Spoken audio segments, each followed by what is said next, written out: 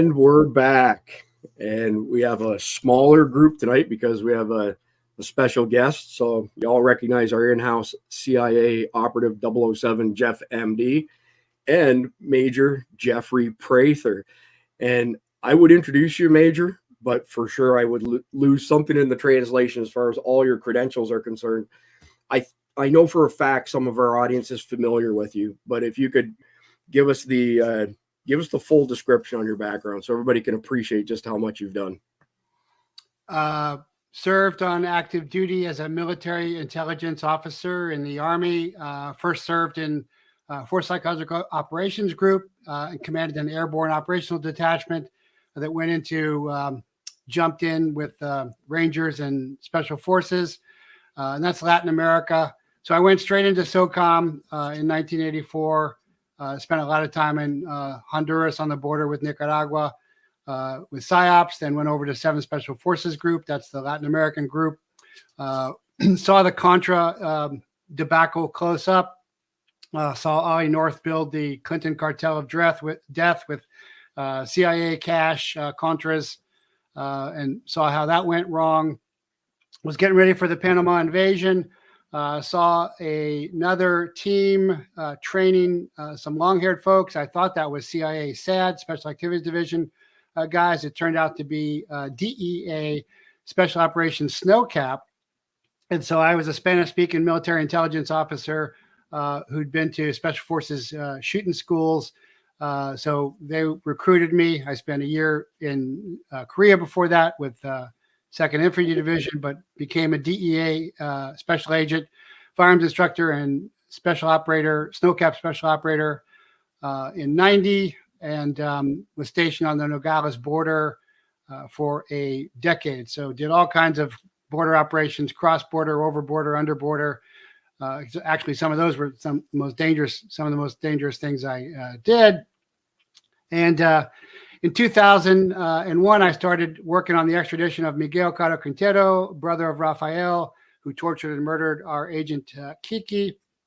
And in 03 to 04, I got activated. I would already spent time in a special operations intelligence unit called Foreign Operations Group at Fort Belvoir, which turned into, then I went into foreign intelligence activity. Eventually, I went into the DIA's clandestine human services.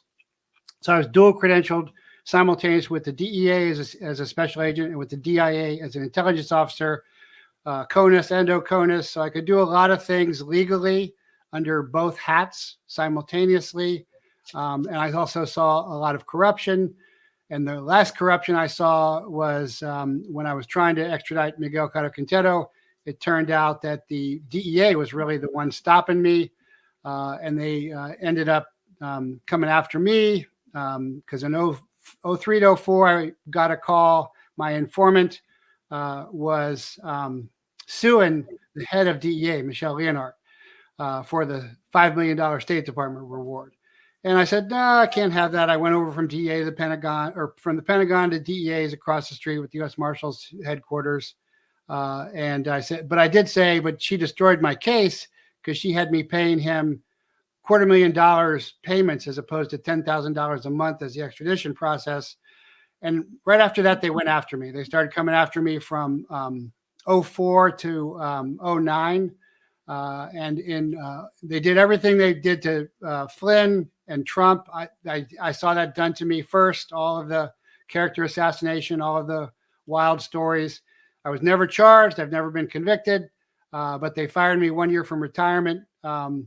Without ever having a bad evaluation, without ever having a conviction, because I exposed the Sinaloa Cartel deal, which is the Niebla Zambada federal trial, that the DEA had a deal with the Sinaloa Cartel to run drugs north in exchange for the Fast and Furious guns going south. And then since then, I guested I actually started helping the Tea Party with security. Then I started guesting, and then I had a radio show and got kicked off that. Then I was on YouTube like you, got kicked off YouTube. Now I'm on Rumble, and X and stuff like that. Man, so obviously everybody can tell now why I didn't do the introduction for the Major. There's no way I could have kept all that straight, or I'd be reading it off of my notepad the entire time. But that's amazing, Major. Really appreciate your service to our country. We need more people like you these days. So this evening, while we've got the Major, Jeff and I are going to go through half a dozen different topics with them: the border invasion, terrorist threats, Tren de Aragua, election integrity, potential world war on the horizon. And a topic that the Major suggested, which I'm really glad he did this, is Vem Miller's statement. He's the gentleman on the weekend who they were trying to say was the third assassin trying to kill Donald Trump, and that's not true. That is just not accurate. And the taxpayers of was it in California or Nevada where they got him? California. California. Well, the taxpayers of California are going to be very upset that their tax dollars are going to go to pay him off instead of going to pay for illegal aliens, or as we refer to them, illegal invaders. So, all right. So since Mike Sterling's not with us tonight, I'm going to do the conflicted question. It's super short. Describe 5 things someone can do to prepare for the collapse of society. So the Major, Jeff, and I, we will answer the question at the end of this episode, and we'd like to see y'all's answers in the comment section down below. Speaking of the comment section down below, this video is brought to you by Black Forest Supplements and Gold Co. Those of you who are Patreon members, you get to see the briefs we put together, the amount of time that we put into shows. This is the product that you've heard me recommend over and over again. I competed for 25 years on a world-class level in powerlifting. It's the only over-the-counter product that has ever had tangible improvements that I could actually notice. Energy level through the roof. So if you click the link down below, go to Black Forest Supplements, buy 2, get 1 free, and do it before the FDA outlaws us. They're trying to make it pharmaceutical product only, so their buddies in Big Pharma can make a lot of money. There's also a link for Gold Co. They have a really good guide on how to financially prepare for things like this digital currency that they're going to ram down people's throats and all the social credit scores and stuff that goes with it. So would appreciate y'all if you support our sponsors. Quick housekeeping items for the balance of this week. Our usual live episodes will be Tuesday and Thursday evening. Our pre-recorded episodes will be Wednesday and Friday evening. Wednesday's episode is going to be on the concept of forming Patriot Guards to augment sheriff's offices across the country. General Paul Valley is the one who came up with this idea. It has a lot of merit. I discussed it with him offline. I did some recording. We're going to put a panel together tomorrow and discuss it in more depth, and we'll release that on Wednesday. And Friday's episode is going to be on the brainwashing of our children and what we can do to fight back. We have Eric Meter coming back. Jeff, what was the name of their company again? Privacy something? Privacy Academy. Privacy Academy. Thank you. See, I told you I don't have Alzheimer's. I'm old. Well, again, not Alzheimer's, but sometimes. Yeah. Sometimes I remember, sometimes I forget. All right. 2 last things. I mentioned Patreon already, patreon.com/survival dispatch. If you sign up over there, there's free memberships. We put a lot of content out there for the free memberships. But if you pay $9.99 a month, you get behind the scenes type stuff. You get exclusive content that doesn't go anywhere else. You get the live after the live. We go over there and have a chat after the live episodes broadcast out to all these other platforms. And you get our 228-page essentials guide for free in your membership. If you had nothing else but that guide, you could get through an SHTF event. And the last thing that I want to mention is I want to thank Mario and Gina D. Podesta. They're very loyal Survival Dispatch followers and insiders. And they reached out to me. Mario's reached out to me a number of times, but they reached out to me with regards to Doc Pete and Mike Hall and the work they're doing in North Carolina. And they're putting together a care package of clothes for the people who need it in North Carolina. You know, as I mentioned, we need more people like the Major. We also need more people like the D. Podestas. They are displaying what it really means to be American. So with that being said, apologies for the delay. Just now that the boilerplate housekeeping stuff is out of the way, Major, I have a question for you with regards to the border, because I've heard all kinds of different numbers, and I know you'll have the accurate number. How many illegals do you estimate have entered our country since the Biden admin was installed? Well, it's funny because I just did a speech in Texas, and then I had on Aaron, a former Border Patrol and Army guy, talking about that in detail. But, you know, ICE is saying they've got 7.4 million outstanding cases. But having worked the border for over a decade, I know that Border Patrol always says that they get 1 of 7. So I'll just cut that down to, you know, 1 in 3. So I'd multiply 7.5 million by 3. So that I'd say it's around 20 to 22 million conservatively. I mean, that's a massive number. And Jeff is, you know, in a border state as well, being in Arizona. There's been some information released by DHS with regards to some of those people coming across the border being known criminals, and yet we still tied CBP's hands and they had to let them go. What do you think the accurate number is as far as the number of criminals that we've allowed into the country is? Well, so again, ICE is saying that they've got 62,231 convicted of assault, 14,000 convicted of burglary, 56,000 drug convictions, 13,000 convicted of homicide, additional 2,500 of kidnapping convictions, which are all drug cases because all the kidnappings are. Phoenix is the second highest city of kidnapping next to Mexico City. There's 1,800 pending with homicide charges, 49,000, almost 50,000 with assault charges.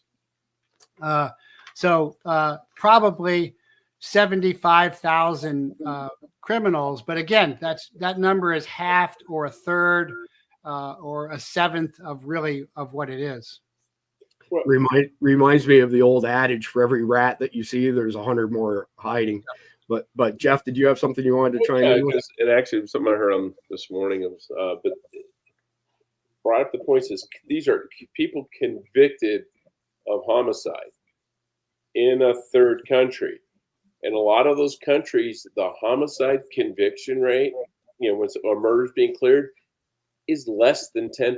In some places, it's 3%. So for every one that gets convicted, there are 9 or 10 more that go free, that never get caught. And how many of them are coming up here? So that number could be a lot higher. That's very true. I've worked with Mexican law enforcement a lot, and as far as I've worked with Guatemalan, Honduran, all the law enforcement, but particularly Mexican law enforcement, it's very typical. First of all, their law enforcement's like 20, 30 years behind. They're poorly paid. It's plomo o plata. It's lead or silver, but it's very difficult to convict as well, and that's by design. Plus, they're captured by the cartels very clearly anyway. Yeah, it's interesting that you have a connection to the Fast and Furious stuff and that you were a whistleblower. And Victor Avila has been on a number of times on Survival Dispatch News. I met him at Mar-a-Lago at the Border 911 event. And it's the world seems to be getting very small these days as far as every time we cross paths with somebody like you, there's this long list of mutual acquaintances. And it's I'm trying to think of the right word, but it's very encouraging to the rest of us that we have some very accomplished, very smart, very wealthy people working their ass off to save the Republic. I can tell you the last time we left a live event with people like yourself, Major, my wife said to me when we got on the interstate, she said, I feel a whole lot better after what we saw that evening. Because I think a lot of people, they're tuned into the idiot box, the boob tube, which is what my grandfather used to call it. And it's really easy to get really cynical. And I think the powers that be want people to be cynical and adversarial and all those sort of things.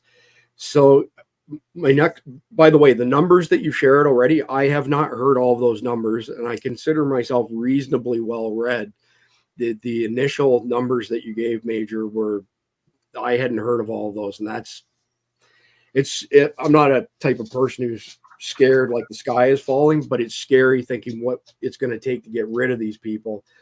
So the next question that I have for you is, how did we lose track of 500,000 children? So I know JJ Carroll, and we've had him on SDN a few times.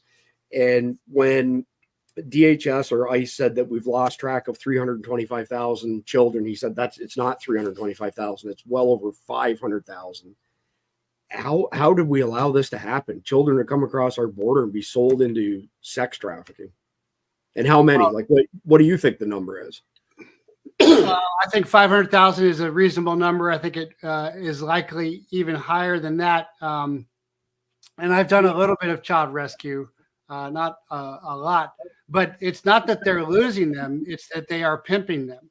And these camps that are set up just like south of Tucson, where they bring these kids in. And it's one thing to have kids in an open enclosure with families, but when they separate them out, or when they started putting them in hotels from New York to San Diego in separate rooms, then who knows what happens in those rooms. And of course, they're on record of releasing them to non-relatives. Even in my day, I'd arrest dopers that had someone else's kids, to cover up the kilo of cocaine in the baby stroller or whatever. So these are really monstrous people, and these kids disappear. I've spent, I did so much work on the border. I've seen the panties and bras hanging in the trees, the rape fields. I've talked to the ranchers who have heard the screams. There's rape fields, there's rape factories. That goes along with the migrant field workers, who that's a different class of people. Those are campesinos who are coming in to work. But it's the big business of child trafficking. What I call the deep state is the corrupted intelligence agencies in league. So I call them the Praetorians. I think the fallen I say the American Republic's fallen. My mission is to save the Republic. I call the Praetorians the FBI, DOJ domestically, and overseas, it's the CIA, NSA. The DEA is kind of the liaison, because DEA has this special operations group where intelligence folks sit and they have collected signals intelligence that they've intercepted, and they pass it over to all the federal law enforcement guys sitting in the same room and say, now develop your own parallel probable cause, which of course is really fruit of the poisonous tree. But this is what you see happen all the time. This is what the Mar-a-Lago stuff, classified stuff, this is always what it's about. And so it becomes classified, so you never see it. Orcon, originator controlled, or the FBI just drags the investigation on. But it's really about running children, drugs, and weapons. That's what I call the dark economy of the deep state. Deep state is the puppet masters. The cabal, I call that the international intelligence agencies, the Five Eyes, the Seven Eyes. But that's what they really do. You and I, we got to make legitimate livings, because of diplomatic pouches, they don't have to. So they can smuggle drugs, weapons, and people, or drugged, weaponized people in. And I think that's what they're doing. And I think the reason it's so up now is because Epstein got caught. Epstein, and I think Ghislaine Maxwell was running Epstein, not the other way around. She's got Mossad, she and Bet connections. And where is she now? She's still alive and doing fine.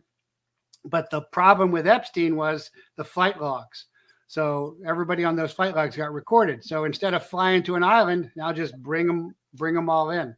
And that is the terrible tragedy, the sin of a fallen republic that we are doing that. I got to tell you, I was absolutely gobsmacked when both Victor Avila and JJ Carroll said to me that we are the sex trafficking capital of the world now. And I asked both of them, I said, are you telling me that it's easier to bring these victims into America and not only make money from them, but then to export them to other countries around the world? And they said, yes, absolutely. And so one of the things, of course, they brought up was what you just described happening at the border. And, the Biden admin getting rid of the familial DNA test, which took, 10, 15 minutes reportedly.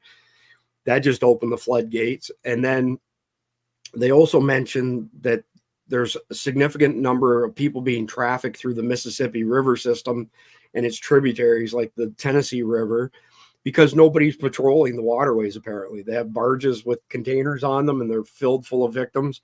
That blew me away.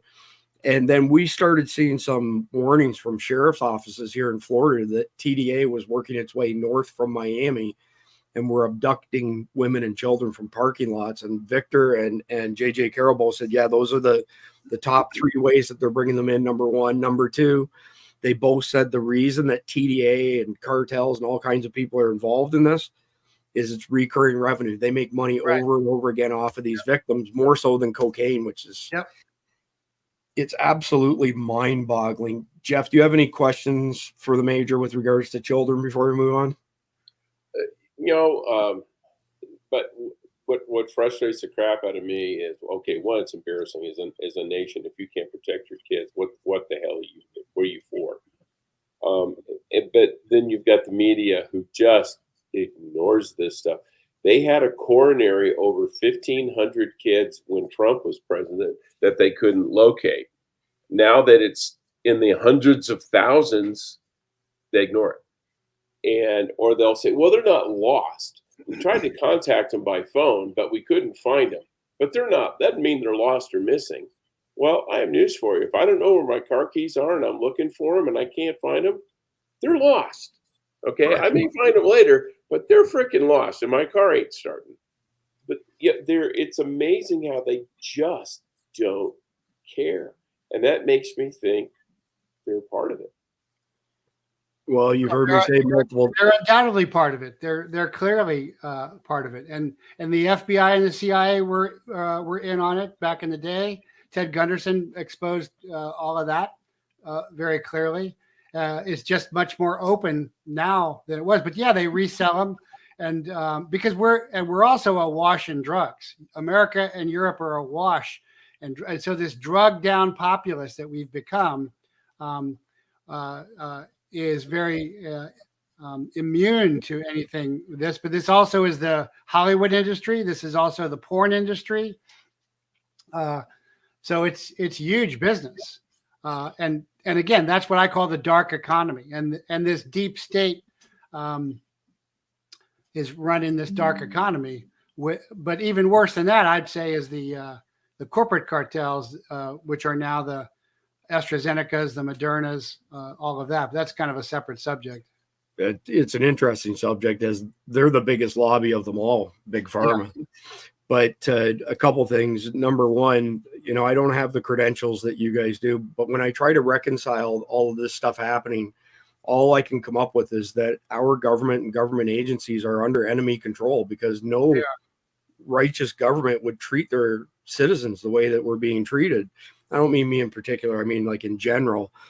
But I've got another question that I didn't put in the brief that I'd like to hear both of your input on.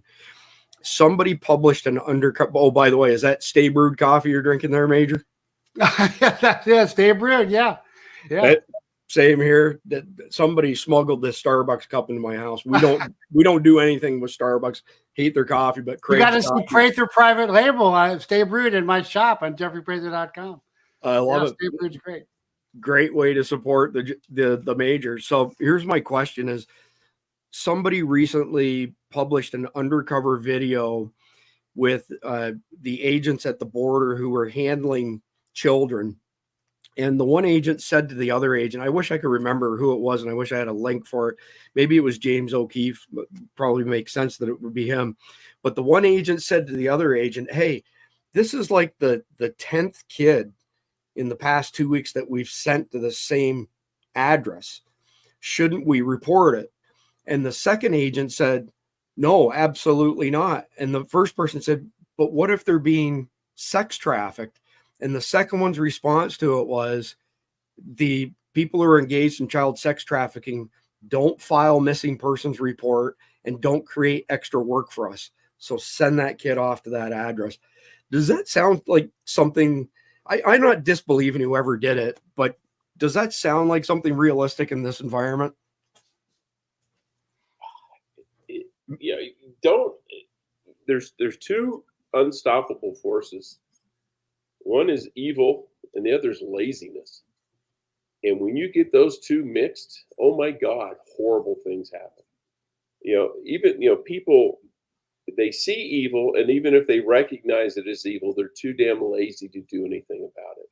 And that is just evil amplified. That's throwing gas on the fire. And that's like what you're discussing there. It's less work for me to let some child be exploited, because for me to do anything about it, I've got to get off my ass and do something. And I don't feel like doing that. That is that's evil. And I think we have a lot of people that are evil by laziness, if nothing else. I will quote you warmly and fondly on that. Major, I'd like to hear your opinion on a scenario like that unfolding. It sounds like it's something that unfolds every day. No, it does unfold every day. And, I'm a chaplain. I'm the founder of ChristChaplaincy.com. And, one of the first things I noticed, I was surprised when I got to train with these tier 1 warriors and everything, is how faithful they were. Guys pray before meals and very focused. And I am that way now. But what I learned is if you're going to really push yourself beyond your physical limits, you've got to have something spiritual. Advanced warriorship at any level, you go into the spiritual realms. You've got to have a faith, and that faith then becomes a guiding principle. So, because America is no longer a godly nation, we have this giant government god, and the government roles have just skyrocketed. And the idea is to get everybody working for the G, and then the G can be in place, because it's all about, if you're with the G, you're big people. If you're not with the G, you're little people. And as Garrett O'Boyle, the former Army combat veteran, FBI whistleblower, said, and on my show as well, is and the FBI will crush you. And so and I know the DEA tried to crush me. So really, I think it comes down to having faith. That's the most important thing, because if you have a strong faith, then you're going to have a strong moral base. If you don't have a strong moral base, then you just go with the flow, and that's what we see today. And that's really what's been happening with the PSYOP of America for the last 40 or 50 years. I mean, the biggest, in my opinion, and again, I started off in psychological operations, and I think people really, and PSYOP is part of SOCOM, and it's part of SOCOM because it works so well. It really is a force multiplier, and it really prepares the ground like nothing else. And intelligence operations use it all the time. And with the COVID PSYOP, really that prepared the ground for all of this. And everybody just became lazy, and in becoming and morally lazy, I think is a good way to say that, Jeff. They're morally lazy as well. And so that's why they just go along with this. But, eventually it'll be their kids because they're coming for all our kids. They want pedophilia. They want, call it minor attracted persons. And eventually then they want animal sex. Because really, I say it's evil incarnate. It is really satanic at the highest levels. Yeah. Thank you for that insight. Appreciate that.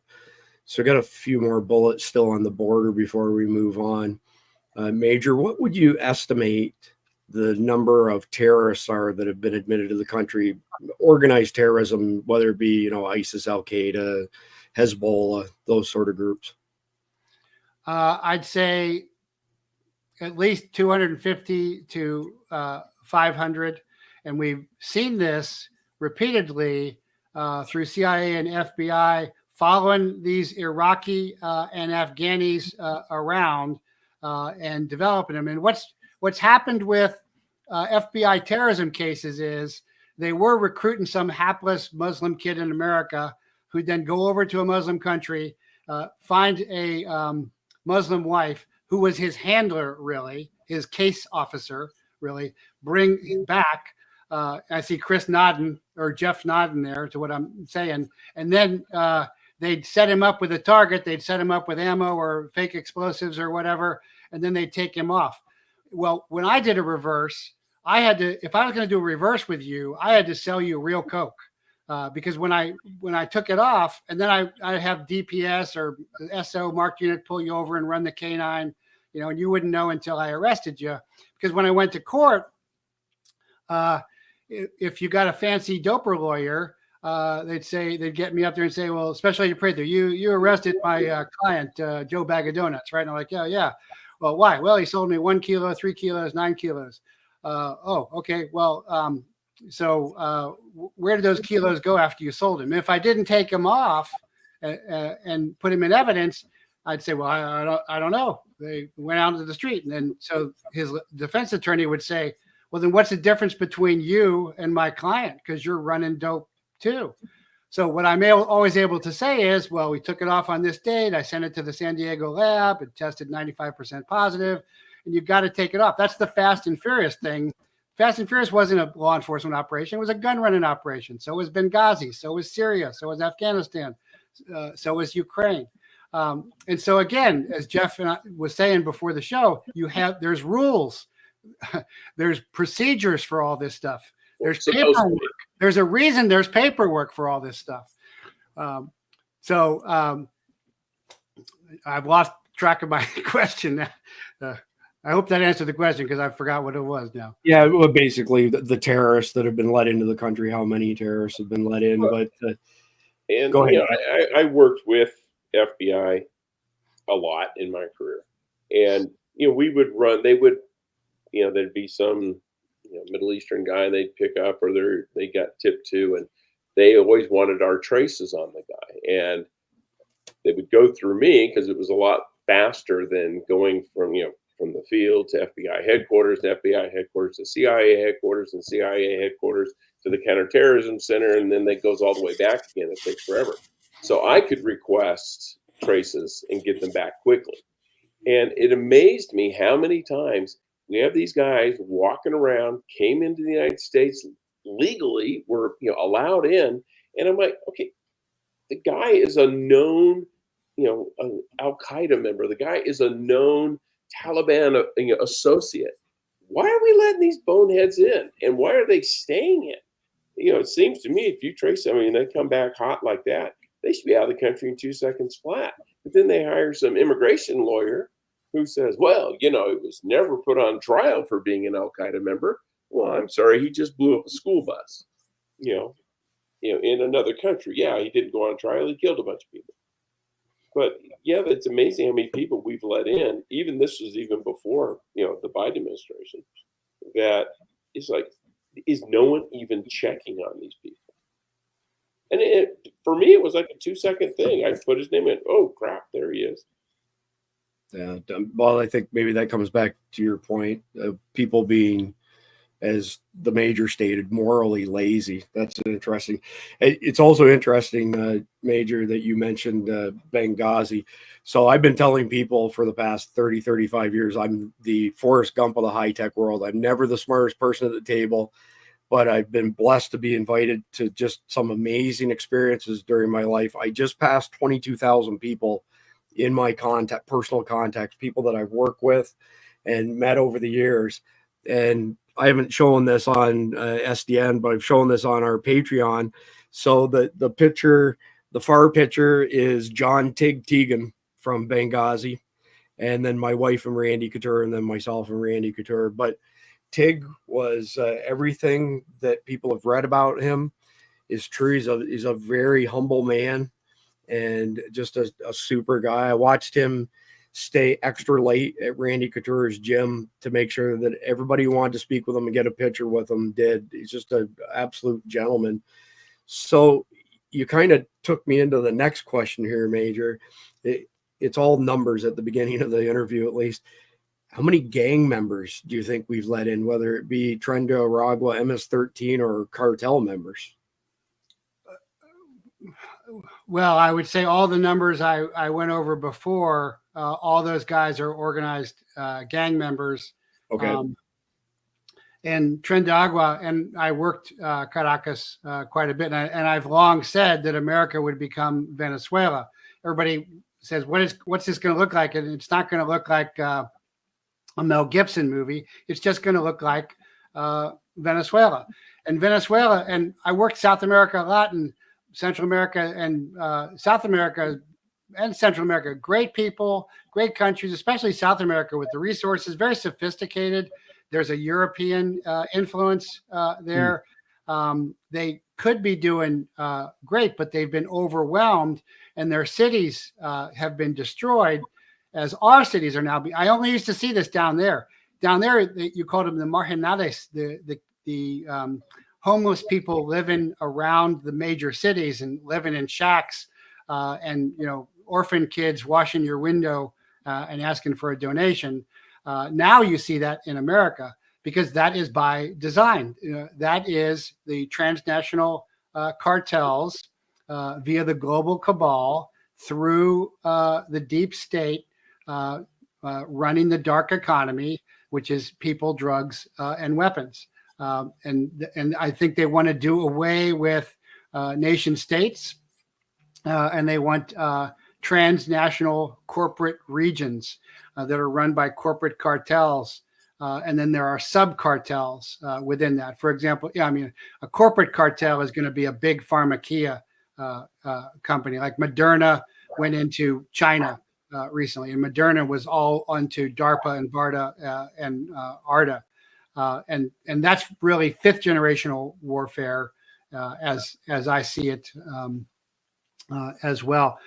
But I don't even know how many different gangs there are. They're extremely well organized. The cartels have the gangs in all of our major cities too, and they certainly control the plazas, the corridors coming up. Back in my day, you got to remember, I was fired in 2009, so it's been quite a while. But I used to work with the federales and the judiciales and all that. And cross-border operations were some of the most dangerous things I ever did in Mexico.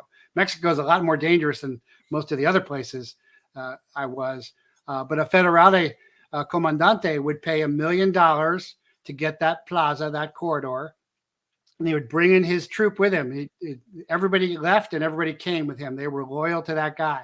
And then he would charge a mordida, a little bite, for everybody coming across. And back in my day, I could tell when I arrested campesinos, because when I tried to fingerprint them, there were no fingerprints because they were manual laborers, and their fingerprints had been rubbed off by manual labor.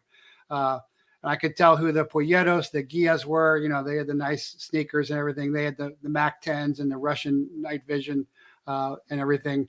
So there was a lot of people, different people coming through the border back then. But now everybody that comes across is in thrall to the cartels, and everybody is bit and is taken. And a lot of those kids are raped all along the way and almost trained along the way for that. And our government is complicit in it. Border Patrol is complicit in it. ICE is complicit in it. DEA is complicit in it. FBI, CIA. And that's not just me saying that. That's Tara Reid saying that. That's Garrett O'Boyle saying that. That's Steve Friend saying that. And anybody, I think, who doesn't say that at this point is naive or is a mouthpiece for the Pedo Joe regime. I mean, look, Pedo Joe, look at him. He's always grabbing kids constantly. Yeah.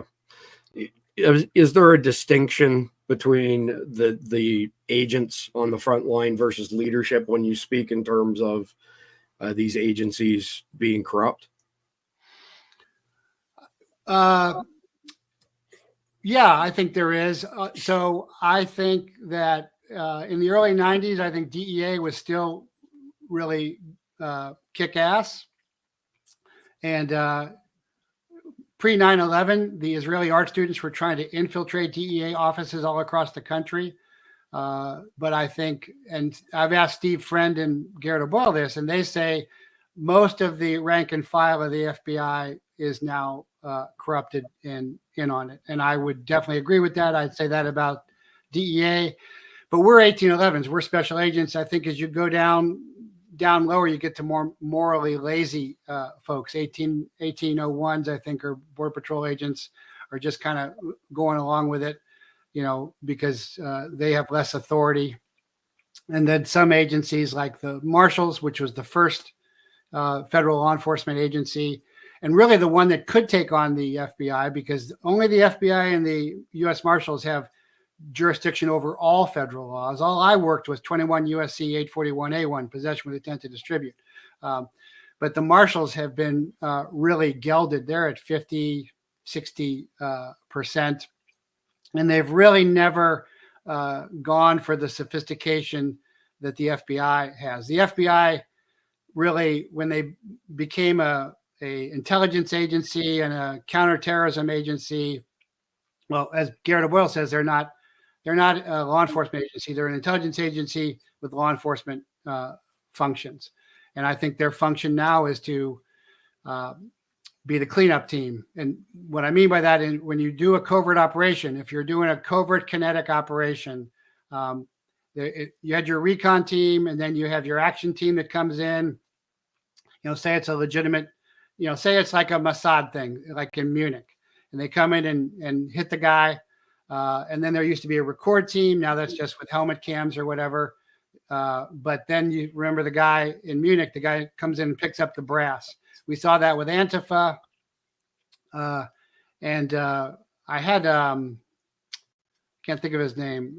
He was SF and then CIA on my show recently. He goes, Antifa, oh yeah, those guys are pros. They're trained. Their tradecraft is very clear. But that's what you see with the FBI now coming in. Is so they either classify it so that you'll never see it, or it's an ongoing investigation. That's why the Hunter laptop just kind of fades into nothing. That's why the Mar-a-Lago, when they laid out the documents at Mar-a-Lago, I was laughing because that's not how you do a search. You grid everything off, you photograph it in place, another agent comes over, you label it, you co-sign for chain of custody of evidence. You don't just lay it out like that. But with Hillary, when the head of the FBI said, we're not going to give this case to the attorney general because we don't think it's worthy. Well, that's not the investigator's job. The investigator's job is to do the case, and then the prosecutor or U.S. attorney says yay or nay. Never say. And right then, as soon as they did that, like, well, they're the Praetorians. They're running it. They're controlling it. Well, it's funny when I saw the Mar-a-Lago photos and they had those classified cover sheets, the blue borders and the red borders and all that. And I just laughed. I go, those themselves are not classified. They're just cover sheets. And every FBI office, every supply closet at CIA headquarters and any other government agency has reams of those things. It's what's under that is classified. And it's a joke because nobody would have those. If you're stealing classified documents, that's the first thing you take off, is because that's one of the flashes, classified. So I knew it was bullshit. At the top and the bottom of every page. Well, yeah, a lot of people do that. Well, what Hillary do, they just cut the top and bottom. Yeah, but that's a tell too. When you see the top and the bottom of the page cut off, and okay. You still have paragraph markers too. Yeah, paragraph, too. Yeah. What I find interesting on that topic is that Jack Smith fully admitted to the FBI bringing those cover sheets with them, inserting them in the documents before the photographs were taken. That's evidence tampering. They think we're stupid. I mean, they don't even hide it. They think we're stupid. That is evidence tampering. That is a federal felony. Just like it's a conspiracy. Just like when they arranged the case. So what I was saying before was, if I sold you dope, I had to sell you real dope. But the FBI will find some hapless guy, some Muslim American, and then give him everything: plans, fake explosives, a target, and everything. That's the fake bomb outside the Democrat. And judges will now. In my day, that was entrapment. And I've had and I'm friends with a real FBI hero. The hero of the Miami gunfight did undercover for me, Ed Morales. We worked together, and he's been on my show, and he said, yeah, that's entrapment. That's not how we did it in our day. But that has now become, that has crept into the judiciary where they buy that stuff. It seems like every case is one that they have created themselves. If you look at the Gretchen Whitmer Fednapping case, and right. It's like, okay, but not for the actions of the FBI. There never would have been a conspiracy, a crime, or anything. They created the thing out of whole cloth. The funniest thing is these ex-FBI agents going around and talking about how there's terrorists in the country. I'm like, yeah, you brought them in. This is the arsonist this is the fireman starting a fire so he can put it out and then say, look, what a great fireman am I. Yeah, no, because I put out this fire. Well, but if you hadn't started it in the first place, there wouldn't have been fire.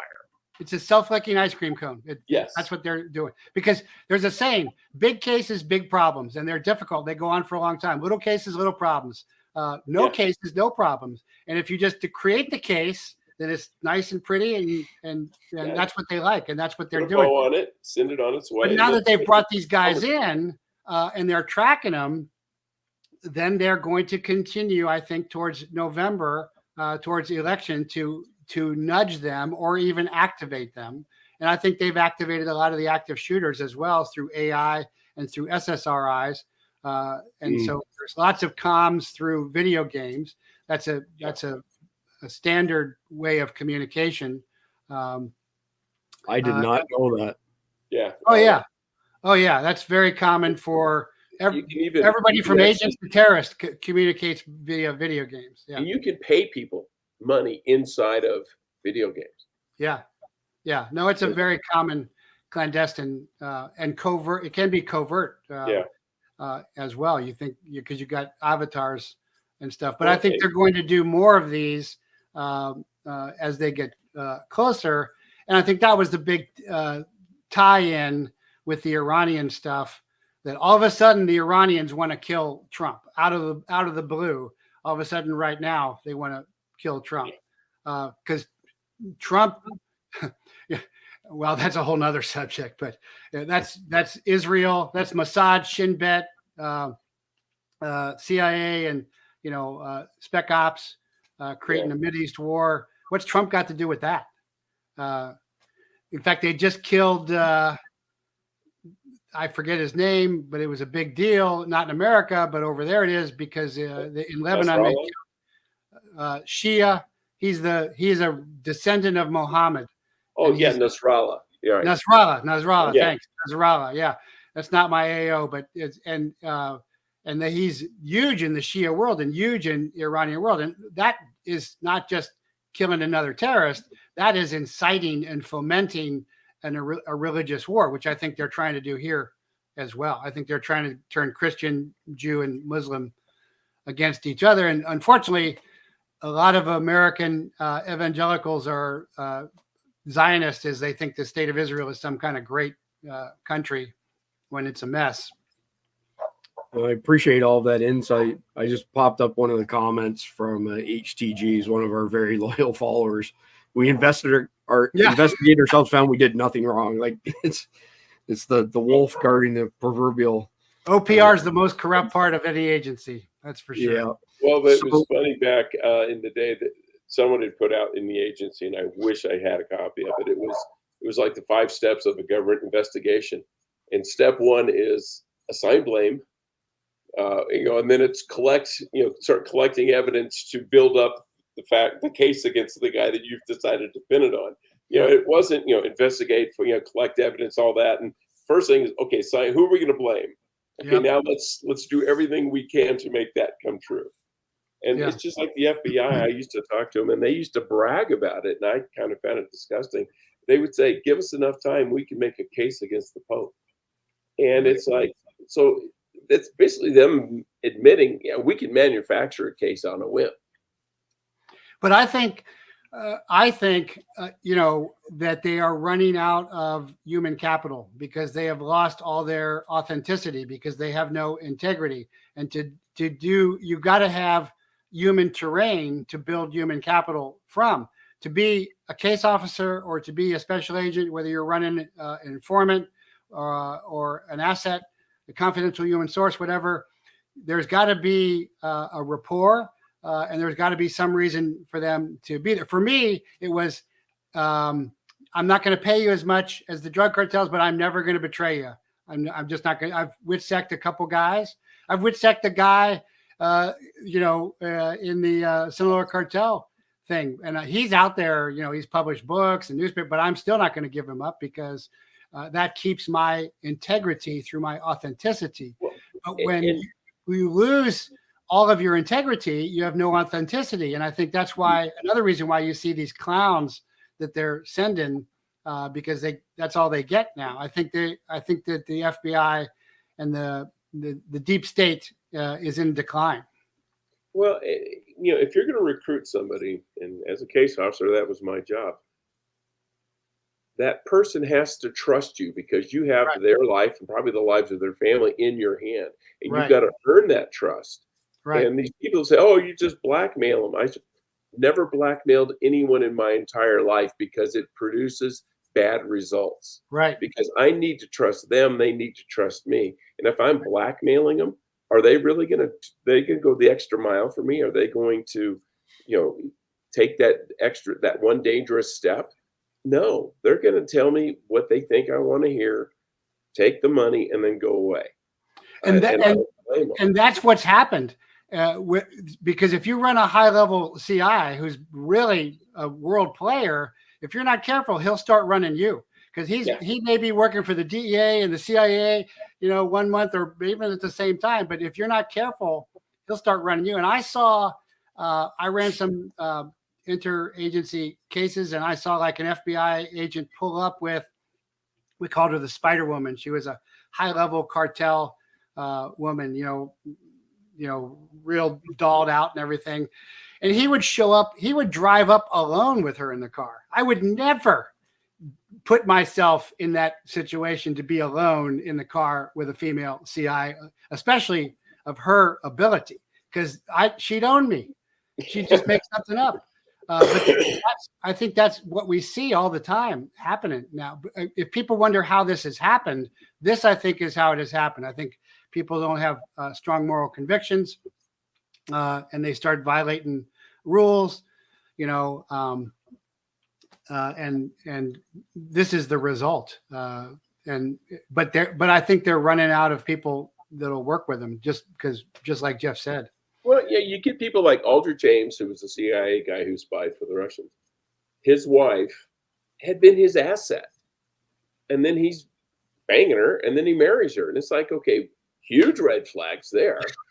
It's like, are you kidding me?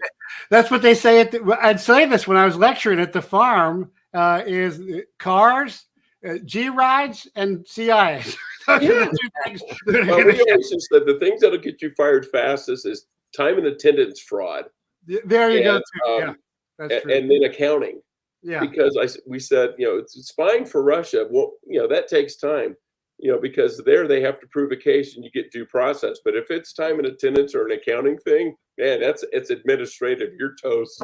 They can do it on a signature. Yeah, no, and they can always get you on your G ride too, because you've never picked up your laundry, or of course, but I used to a couple years back, a movie came out called Jack Strong, and that's the story of Major Kinsky, who was the Polish officer who spied for the CIA against the Soviet Union to save Poland because they were going to get. And I said, this is how it should be done. This guy was the perfect example, because they go, when did the CIA recruit you? He goes, the CIA didn't recruit me. I recruited the CIA. He goes, where did you betray Poland? He goes, I never betrayed Poland. I'm a Polish officer. I betrayed the Soviet Union. I mean, he was just amazing. And his CIA case officer took great care of him too.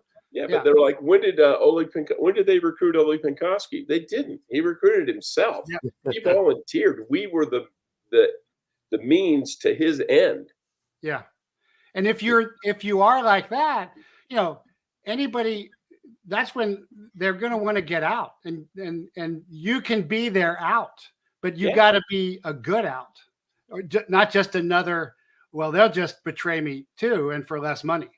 Because we can't, well, at least in my circles, I don't know, maybe CIA has big, deep pockets, but DIA and DEA, not deep pockets. Like with the guy I was recruiting, my source for the Fast and Furious, the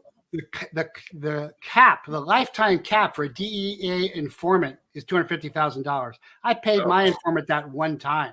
Wow. That's that just shows you the lack of seriousness of the DEA. We had guys parachuting into Afghanistan with $2 million in I know. cash. And those guys were fabulous. those guys, and I've had on my show the Horse Soldiers. I've had on the original 595, and all those badass Green Berets praise those guys. And Tom Spann was the first guy to get killed as well. Well, So, I was chief of base in Mazar-i Sharif where he was killed. Wow. Yeah. So that 250,000 number is interesting, Major. JJ Carroll was telling me that there have been multiple instances where frontline CBP agents would be offered a bag with $250,000 in it to turn a blind eye to whatever the cartel wanted to bring through. And he said, that they're not paid well, and $250,000 is a game changer for them. But it just seems like that number comes up frequently, and it's discouraging to think that, that's happening at the border. A quick note for a DJ out there: my watch is on mute. This watch detects things, Major, like abnormal heart rate, high heart rate. So we get into these topics, Jeff will tell you my watch goes berserk because it gets me all fired up. But I've got one more question related to the border, and it's for both of you. And then I'm going to make a slight change for the balance of the video. I've got a bunch of links that are in the brief. I'm not going to bring any of those links up. I think we'd like to take advantage of your time here and hear more of what you've got to say as opposed to videos and comments on those off of X. So for the people who are Patreon subscribers, the brief for this video is over on Patreon, has all the links and descriptions. So my question to both of you, and I've met with Tom Holman in person once, and I've spoke to him 3 times over Zoom meetings, Trump's former director of ICE. How do we get all of these people out of our country? Major, you can go first. Well, so I don't think we do. Just like people talk about disarming America, I don't think you can. And you can get a lot of them out. And certainly if Trump gets in, you can do that. And they have gotten some out. But a lot of them, as they disappear, you're just not going to be able to get them. What we can do is co-opt them, is bring them around to an American point of view. For example, if for the Latin American element, Latin Americans, I have been at every level, top level, and I've been invited into champas with dirt floors to eat with folks there. And across the board, because of the Indian and European mix, Latin Americans, generally speaking, I'm going to make a generality here, they are family oriented, they're religious oriented, and they're hardworking. And they are never going to buy into the tranny pedophilia stuff in large numbers. I don't think that will ever fly. And so I think they will be co-opted by the countryside, by flyover country, by the Bible Belt. I think the cultural co-option is really important because our coasts and our big cities and our public schools and our government have been culturally captured and co-opted. Yes. And there's not a Christian culture there anymore. And I think that's really, really key to understand. So we could get out some of them, but not nearly as many. Because why? Because we never caught them in the first place. Remember, we catch maybe 1 out of 3. So if you never found them in the first place, how are you ever going to find them later on? Because they're going to fade and integrate. But can we co-opt them? Yes, I think we can co-opt them. And again, to make the analogy of the fallen American Republic, like a fallen Roman Republic, and the falling American Empire, which I think is failing, just like the failed Roman Empire, I think you can make a good argument that it was co-opted by Christians and by Christianity. And so, again, my answer is we've got to come back to become a godly nation. And I think we will, because as things get hard, people will neighbor up. That's what I recommend. People join my organization, Team America, at jeffreyprather.com, which is about Americans relying on God and each other, not corrupt government in DC, just like we stopped relying on corrupt government in Britain. And we were self-sufficient then, and we are going to be forced to become self-sufficient again because the famine's coming, the destruction of the cities is coming. It's all sabotage. I mean, I think it's very clear. sabotage, and siege. So the answer is not government. And although we can get some out, the ones that we're not even aware of, are going to have to be co-opted, and that will happen in the rural areas, because I think what they're being brought in for is to work the fields, because Americans sure ain't going to work the fields. And I think the foreign troops are being brought in to control them. And I think the special operations, like, for example, there's clearly Chinese special operations troops Right.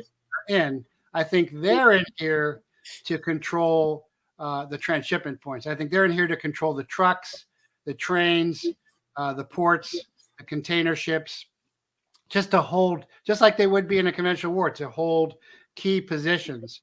But they're not coming after, they're not going to be breaking down our door. That's not their function. That's how I see the illegal population. And I'm so glad you're saying illegal and not undocumented, because they are illegal. Yeah, no, we're not playing that politically correct game. So I got to give you credit, Major. You're the first person that I've asked that question to who's answered it with a strategy as opposed to tactical moves. So kudos for that. In my mind, just to kind of condense down what you're saying, I'm thinking to myself, so that means we need to focus on the worst of the worst and get those guys out as best as we can. And then, like you said, co-op the others. And you're absolutely right with that traditional culture, very family oriented, and very religious, typically Catholic. So yeah, good job on that answer. I'm super impressed. Jeff, I want to give you a chance to address that as well, as far as how do we get all of these illegals that have invaded our country? How do we get them out? Or, feel free to expand on what the Major had to say. Well, I think he's absolutely right in a lot of ways. And if you look at, I think, well, first of all, let me say what we need to focus on, and all of our efforts initially, is the criminal element. The rapists, the robbers, the people who commit crimes. And I don't care if you have to get a trebuchet and sling them over the border back into Mexico. You do what you got to do, and you need to streamline the process for this. Well, I know I was convicted of murder, but I get an appeal. It's like, no, you're done. And just bounce all these people. I'm sorry, I don't care if they're caught, if they're doing 51 in a 50 zone, and you're an illegal, you're done. You broke the law. Once you come to our attention through any kind of criminal activity, you're gone. And if you're going to break up families. No, he can take his family with him. We'll deport them all. I don't care. But I think it's unrealistic if we think we're going to find 35 million people and deport them. And I think, the Major's got a very good point. We may not want to deport all of them, because some of them are actually maybe good people who want to work hard and make something of themselves. And that's why, I always tell people, I am pro-immigration. I am pro-legal immigration. Right. If some Indian PhD wants to start the next Microsoft in the United States, okay, come over here and do it. But but I think, when you get the people who are families, that they have a work ethic, they have a moral grounding. They are Christian people. They are working hard. They want to do what's best for their children. And let's face it, if I was a poor campesino in Guatemala and I had a chance to go to the United States, legally or illegally, I'd go and take my family with me. Absolutely, I would. But I think we don't have the luxury or the money or the time to root out everyone. And to be honest, it may not be worth the investment. But we need to get out all the bad actors, every one of the bad actors. So the mainstream media roasted Donald Trump when he suggested close to a year ago that we offer foreign students who come here for a post-secondary education an opportunity to earn their citizenship, because most of those institutions have been, funded to a certain extent by taxpayer dollars. Yeah. We've imparted this knowledge to them. They could be very productive members of society. That is definitely something that I would agree with. But I want to throw something else up on stage screen, for people who aren't familiar with a trebuchet is. But there it is. So when Jeff was discussing getting people out of the country. This is what he was jokingly referring to. Basically, a slingshot to fire them out of the country. That's actually what David used. David did not use the slingshot. He used a shepherd's staff with a sling, which is a hand trebuchet. But and one of the things we have to get a grip on is this whole asylum nonsense. If you are requesting asylum because you fear for your life, but the law has been traditionally, it's always been the first safe haven, not the 7th, the 8th, or the 9th. Right. If you are from, Afghanistan, and you're saying, hey, I'm from Afghanistan, I don't like the Taliban, they'll kill me if I go back, I want to request asylum here in the United States. And it's like, well, how did you get here? Well, I was on an airplane. Where'd you fly from? Paris. Well, guess what? Go back to Paris and ask for asylum there. Well, I didn't go there first. I came through Turkey. Good. Then go to Turkey and ask for asylum there. The only ones who should be asking for asylum in the United States are Mexicans and Canadians. There you go. That's a really valid point. Gets off an airplane from France, and then they should be French. But the other problem is you're arriving in this country and you're not from Canada, Mexico, or a direct flight. You're in the wrong place. But the other problem is the cartels are highly organized. They are more powerful than a lot of executive agencies and bigger. And law enforcement is never going to solve that because these are paramilitary and para-intelligence organizations. I mean, on my watch, there was a border patrolman who described to me how a guy came up to him, all in black, with NVGs and knocked him out. And then went on. That's a skill set to stalk a guy and not kill him because he doesn't want to create the furor of that. Not that there's a furor anymore, but you've got law enforcement against paramilitaries and para-intelligence that never works. No. So right now it's like JTF-6 or some military units in support of Border Patrol and ICE. It needs to be the other way around because has been misunderstood. Repelling invaders is certainly the military's job. And it should be that way as well. After 9/11, everything shut down. But when you have and this happens all the time, when you have a Mexican Black Hawk, land on your ranch or a Humvee with an M60 on the top, what's a Border Patrol guy going to do? What can he do about that? Well, we need to militarize the border and use Border Patrol and those guys just to cover the legal ports of entry. Mm-hmm. Let them do the searching of the trucks and checking people, but anything, build a wall and then put the military on the other side of it.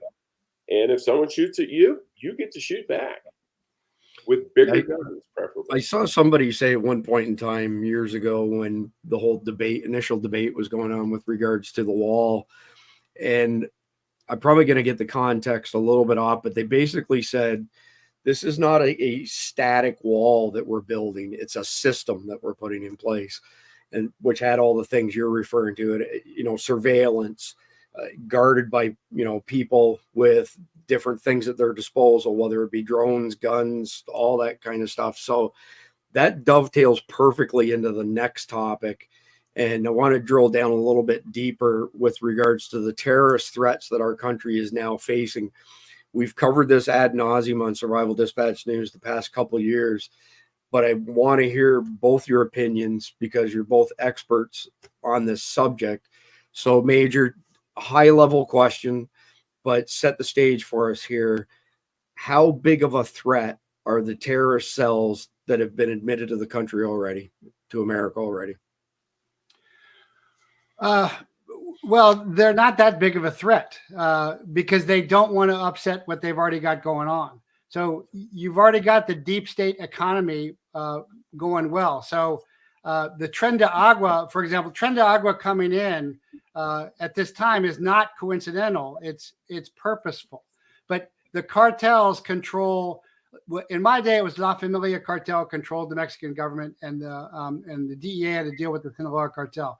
I'm not sure the specifics of now, but I do know that the cartels are in all the major cities. They have all their transshipment points for their drugs, for their people.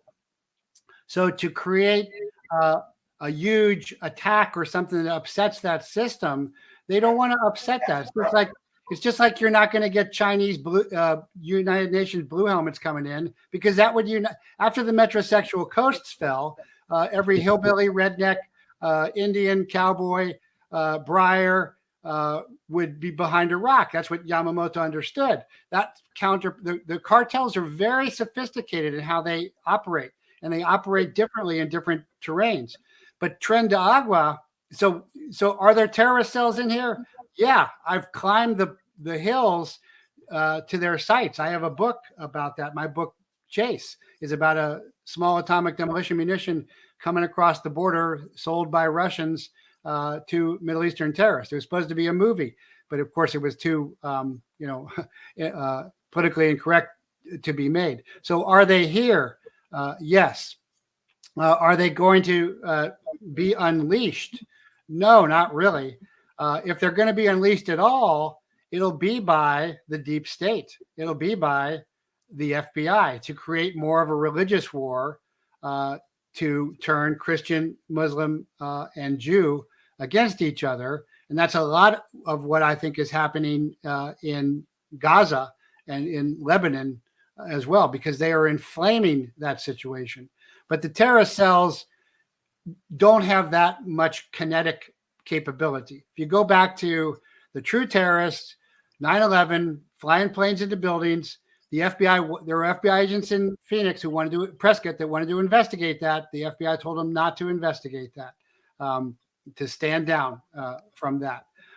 With Osama bin Laden, my peer, Tony Schaefer, had data mined Obama bin Laden, and he was outed. He was the same thing that happened to him with DIA that happened to me with DIA. They came after him. So they will trickle it and they'll make it happen, especially around election time. But it's not a major threat any more than you see every day. The attacks are ongoing. The attacks by the gangs are ongoing every day in the major cities. You see people getting assaulted and killed all the time. That's the fight. That's the kinetic fight. It's already going on. It isn't going to happen. It is happening. It's just that they're not in uniform, but they are being targeted. They're being directed. And Tren de Aragua, as you said in your notes, is not a gang. It's a paramilitary organization, and it's in here to organize the rest of them.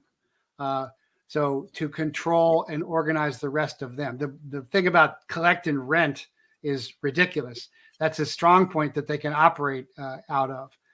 And so they're going to organize all that so they can control it. This is just big criminal enterprise, along with terrorists, along with drug dealers, or along with child traffickers.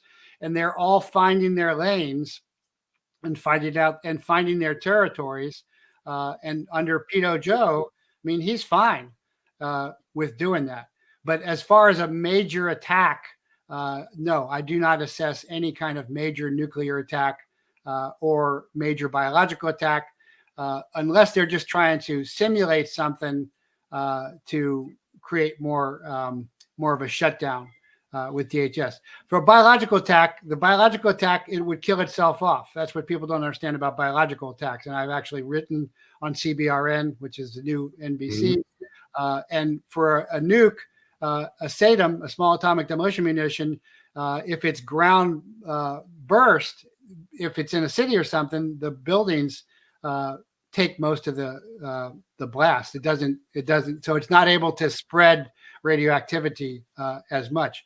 So you don't get the juice for the squeeze. The juice for the squeeze with the planes flying into buildings was everybody watching the planes fly into the buildings. It wasn't the people in the planes. It wasn't the people in the buildings. It was the people watching. That's what made it terrorism.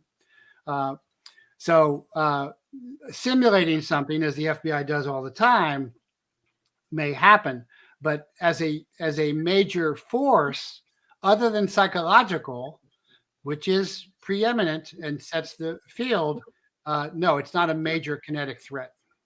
So I look at it a couple different contexts here, and then you're welcome to respond, Major, before Jeff does. I look at TDA as being highly opportunistic, much more sophisticated than MS-13 and other gangs. where they'll flesh out what has the best ROI for them, and that's where they're going to go. And they don't care whether it's the Sinaloa cartel, the Medellin cartel, or another cartel. If there's an opportunity, they seem to take advantage of it. That's just my impression of them. When I think terrorism, I know that a lot of border subject matter experts would like to see gangs like TDA and the cartels designated as FTOs, foreign terrorist organizations, so that we could perhaps expand our defensive capabilities against them. But it's funny, as you were describing that, I wrote down the word symbolic. And that's the one that concerns me the most, where these people who absolutely hate America, they hate us, and they may not have the ability to come and conquer America. They may not have the ability to nuke the entire country, but they definitely have the ability to terrorize our country. The old Sun Tzu adage, kill one, terrorize 1,000. Maybe just to focusing in on that a little bit, what do you think the prospects are of something happening like simultaneous attacks across the country that are small scale, like schools, or something that's an open air venue potentially being attacked by drones and aerosolized fentanyl or something to that effect? That's I guess that's the fine point I'm trying to put on it, as far as like the symbolic nature that somebody like Al Qaeda, ISIS, Hezbollah would love to, poke us in the eye with something like that. Well, again, I don't think so. I think America, as a veteran, the American fighting warrior is the greatest warrior the world's ever seen because of our values of life and freedom. But that is no longer the case. We can handle any foreign adversary, but through espionage, our government has been infiltrated, and via sabotage, our government has been interdicted. And the higher, the better. I think it's clear, very obvious with the Bidens, that they've been captured by Ukrainians, by Chinese. Very clearly, Hunter, seduced, addicted, then filmed, then extorted to be controlled. That's all intelligence operations. But for the attack that you're describing, it has to have a psychological effect. Now, the Donald Trump sniper assassination attempts are classic psychological operations, because you shoot one guy and you shut down a battalion. The real value of a sniper is the psychological operation, force multiplication of it. With JFK, which was probably 3 teams and highly likely CIA and mafia together on that, the lesson was, if you don't fall in line, you're next. But tracers work both ways. And when they missed Trump in Butler, and I don't think they missed once, I think they missed 2 or 3 times. I've seen John Cullen on. I think there were suppressed shots, and the angles of fire for Campadori and everything looked like they missed not once, but maybe 3 or even 4 shots missed. But when you miss, the psychological answer is, we are not giants. We are not geniuses. We're failures with father wounds, and we are defeatable because we are so corrupt that we are incompetent. And then you see Rush come out, and he's a joke. Now, this last guy, that's a whole different story. He had his optic on the SKS was held in place with bungee cords. I mean, that's not exactly sophisticated. It's all a psyop. All of this is psyops. So that leads me to my next question. Then I'll go to Jeff next. But Major, would the powers that be allow terrorist attacks so they could potentially declare martial law to suspend an election or not transfer power or anything like that? Definitely. That's what I'm saying. I just wanted you to stitch it together for me. I've been saying cascading polycrisis up to November, and to January 5th. And of course, DHS Secret Service is running the electoral count now for the first time ever. So no, definitely all of that. There's a problem though with all of this, and this is unconventional warfare doctrine, and it's human nature too. Is the more oppressive the regime becomes, the more resistance builds against it. Makes sense. And so this latest guy, this Vern Miller, looks like a convert from the left. He just did a Bundy film, and he's all in now. And so what I say is they're losing ground. It's all the train is human, and they're losing ground daily, and we are gaining ground daily because there's a way forward with us, because people want to have kids, because people want to have a life. And there's two, it's like the Didache, the first century handbook on how to become a Christian. It was missed. That's why it didn't make it in the New Testament. But there are two ways, the way of life and the way of death, and they're vastly different for early Christians. But all of this is leading up to their failure. Not that millions are not going to die. Millions already have died. But it's not going to be something like a third generational war, like people think about World War II. It's fifth generation war. Fifth generation war doesn't even look like war. It's hard to even know you're in a war. But I assess we are totally in fifth generation against fourth generation resistance war, and I call this World War IV. I say GWAT was World War III. But that was kind of brought on too. So I know where Jeff's going to go with this, and that's the fact that the words martial law do not appear anywhere in the Constitution. So not to say they won't declare it anyway. Yeah, right. And that's what I wanted to hear both of your opinions on that, as far as them leveraging it. That's one of my biggest pet peeves. And they declare martial law. It's like there is no provision anywhere in the United States Code or the Constitution that allows martial law. The words are not in the Constitution, and you cannot have a regular law passed by Congress that supersedes anything in the Constitution, which was my complaint during COVID when they're closing down churches. And I was saying, the First Amendment's pretty clear, and the word "except" is not in it. So you can have freedom of religion except when there's a national health emergency. Bullshit. You always have freedom of religion. You have freedom of assembly. You have a freedom to keep and bear arms. Martial law doesn't mean shit. Does that mean they won't try to declare it? People get desperate, and I think the swamp, the Democrats, however you want to say it, they're losing. I think they know they're losing. Panic is starting to set in. You're already hearing them thinking, okay, Trump's going to win. We won't certify the results.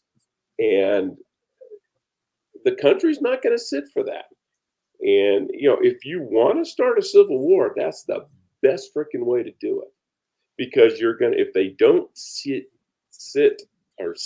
Trump when he wins, then you're going to have a federal government that has no authority. And if the FBI comes to your house, you can go, you're not the FBI anymore, because you're taking orders from whoever they install, who is not the president of the United States. And so I don't have to listen to you anymore. And if you set aside the Constitution, your whole reason for being is under those laws. And if those laws go away, guess what? So does your authority. You're not an FBI agent anymore. You're just some guy on my doorstep who's pissing me off. And I'm going to treat you accordingly. And the thing is, it's like the old thing, what if they threw a war and nobody came? Well, what would a law enforcement agency be if nobody listened to them? Right. They'd just be a bunch of old guys on their yard saying, get off my lawn. I'm picturing Clint Eastwood when you say that. I just want to quickly address something. That there was a comment made that Brandon Herrera did a video on the SKS and the optic that the guy had in West Palm Beach.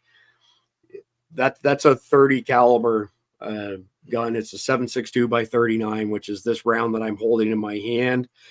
Just for comparison's sake, this would be a 5.56 projectile. You can see how small it is. It's 55 grains versus 120 grains. No optic is going to perform consistently that's attached to a dust cover on an SKS, even if it's welded to the dust cover. The dust covers on SKSs and AKs are notoriously sloppy. You can spend a couple $100 and get a Texas Weapon Systems dust cover that makes it solid, but the stock ones on virtually every SKS and AK is super sloppy, number one. Number two, nothing that's strapped on with bungee cords is going to give you a repeatable accuracy or zero on it with a 30 cal. So I don't know what Brandon Herrera did, but I do know him well enough to know he's a smart guy. But an optic on a dust cover held with bungee cords and a 30 caliber projectile is not going to have any level of accuracy whatsoever. So no, it's a psyop. It's all for the show. It's just like those people were saying that Trump knew about Butler. You know, there were plenty of snipers and SF guys got on and you know, took weapons and tried to make that shot. You couldn't make that shot. That's not capable.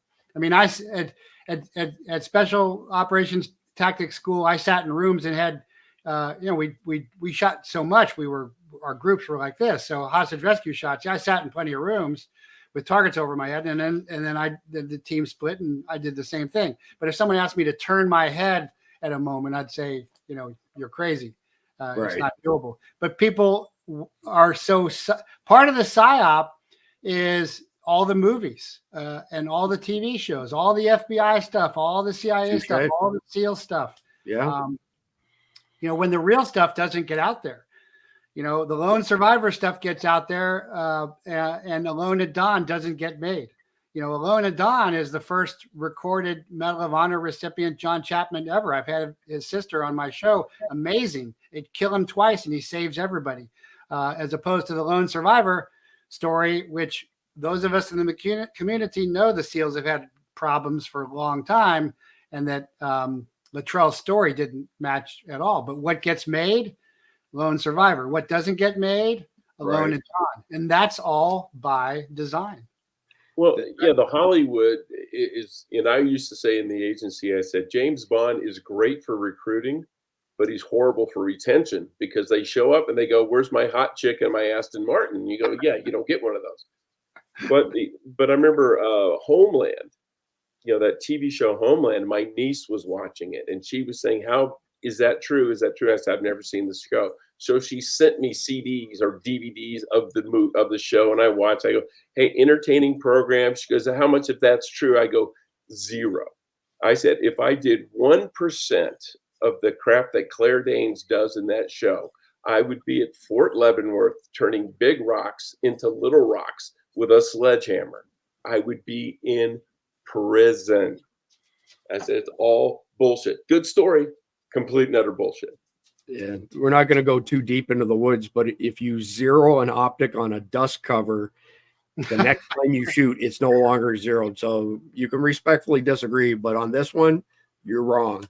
If the dust cover rattles when you walk, it's not good. It's not zero. It's nothing to do with hitting your target. AK is designed to, SKS AK is designed to be rattly rugged. That's why it's the preeminent assault rifle of the world.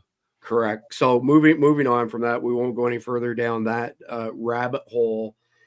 Jeff has answered this multiple times on other episodes, but on the topic of PSYOPs in particular, and still kind of related to the terrorism aspect, this is the number one concern for Survival Dispatch's audience, and that's the grid going down. So what are your predictions, Major? If the bad guys manage to take our grid down for any significant amount of time, let's call it anywhere from a month to an entire year or 2 years, what does America look like after that?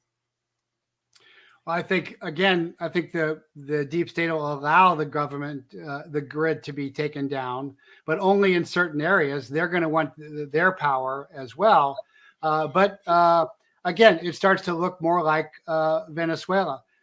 So the police departments in the big cities will ride around 4 to a vehicle. They'll be shooting looters. They'll be shooting gangs of kids randomly. They'll only respond to the rich. They won't even respond. And this is already true in Tucson. You get a recording if you call 911.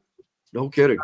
The rural communities will coalesce around themselves much to a degree. So if you've never been documented when you illegally came in and you were out in the countryside and you try and come after somebody's daughter and you were never in the system anyway, that guy's just going to disappear. Because so what we used to say when we deployed all the time is, be careful, there ain't no 911. It's a 5-hour ride by Black Hawk to Gorgas Hospital if you get hurt or something. So when nobody's coming for them either. And as far as martial law goes, yeah, you can take the metrosexual coasts and you could hold the failing cities, but you can't hold the countryside. You simply don't have the personnel to do it. And if you're going to do it with locals, every local is going to know somebody. Are there corrupt sheriffs? Sure. Sheriffs are politicians too. Police chiefs, yes. Sheriffs, because they got to run for office. Right. But they've also got relatives. National Guard are local guys. And how are they going to hold that? And they're not the ones who are going to be breaking down your door. It's the gangs that have come in, or they're going to break down the door. Then when you shoot them, the sheriff's going to come and arrest you. That's how it's going to work. But again, to martial law the country and hold the country is not doable. There's not enough people. There's not enough. They don't have enough people to do it, and they're going to shut down the countryside. How do you feed the cities?